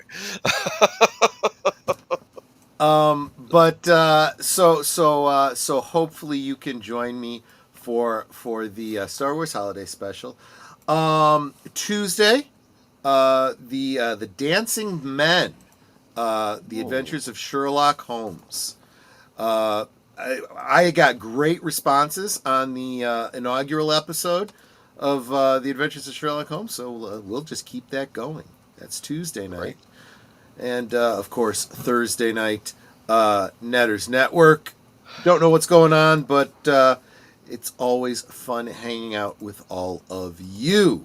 And that brings us around to next Friday. Boomer and I will be talking in the backdrop about what we'll be doing with that. I have some ideas. Every noontime Central, every weekday, Liquid Lunch. Love for you to, while you're on your lunch break, stop by and say hi. Yep. Sounds great. Yep. And you're joining me on Monday, right? I'll be there. Yes, I can't miss the holiday. You've been there for everyone so far. So yes. It's an experience. That's all I'll say. It is. I've been there for everyone only because he forced me. she's so tortured. I know you only have imbibing on Fridays, but maybe you should make an exception for Life Day. maybe. Yeah. I'm probably going to make some Osaka berry pudding. Yeah. Oh wow, that's great stuff, man. Yeah, man. But maybe a little blue milk too. Maybe that's there. You go. Yeah, you got to have that to wash it down with. But anyway, blink twice if you're being held hostage in that stream, says Samuel Proctor. There you go. Anyway, that's it. Boomer, any last thoughts, words, or wrap this up? Kelvin verse sucks. It does. Okay. It really does. Netter, last thoughts, last words? Well, I want to thank all of our producers tonight who have so generously contributed to the stream tonight. I'll go through them. We got gifted memberships, 2 gifted memberships from Ruby Hoove. We got a gifted membership from Geek Flag with Nate Knows. We had the celebration of 13 months of membership by Tim Hayes, 17 months by Connie Cleary, 11 months by the Clue Channel, and we got $5 super chats from CluuStudios. So thank you so much, everybody. Yeah, absolutely. Thank you all so very much. You know that this is Troy's full-time job now, so all of your support is so appreciative. And like Geek Flag will say in the chat, if you're planning on giving a super chat of $5 or more, gift a membership instead. It's the same cost. It basically is the only advertising I get. If you can get another set of eyes on this channel, maybe they'll stick around, and maybe the audience grows. You know, sounds like a plan. Absolutely. Because YouTube sure as heck doesn't share us out or support us in any way. Yeah. So. And of course, on my channel, I have Tim Hayes as a member for 1 month, celebrating that. Yeah. But you know, you guys are Osmo. We appreciate you guys so very much. I mean, I don't even have the words to express it enough how much you are appreciated. But thank you all so very much for being here. Thank you for being a part of our family. And until next time, good night and God bless. Yeah, thanks, guys. Everything they said, absolutely. Appreciation. Thanks for all you do. And Kurtzman Trek sucks. So, everybody, thank you so much, seriously, for hanging around with me and being the entry point to my weekend. My weekends are so much better because of all of you. Take care of yourselves. Remember to drink responsibly. You don't have to drink alcohol, but stay hydrated. Take care, everyone, and we'll see you on the next one. Bye-bye. Good night, ladies. Good night, sir. Hit it, sweetheart.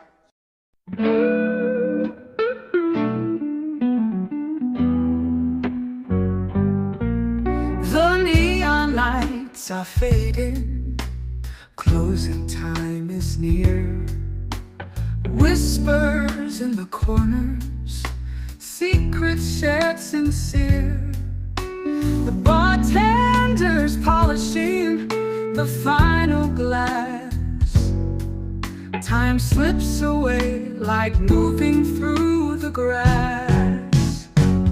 Last call for alcohol, make your dreams come true. One more round, friends, from me and you. Let's toast to the night, to the stories we've spun. Here's to the laughter and to what's begun. The shadows are dancing as we linger still. Every clink of a glass, a memory to distill. Beneath this smoky haze, our feelings they unfurl. A tapestry of whispers in this corner of the world.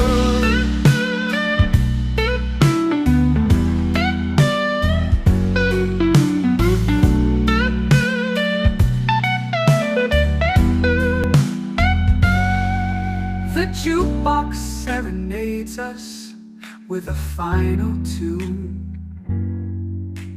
crooning to the lonely and the lovers under the moon.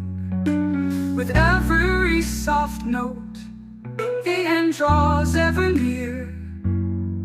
But in this fleeting moment, there's nothing to fear. Last call for alcohol.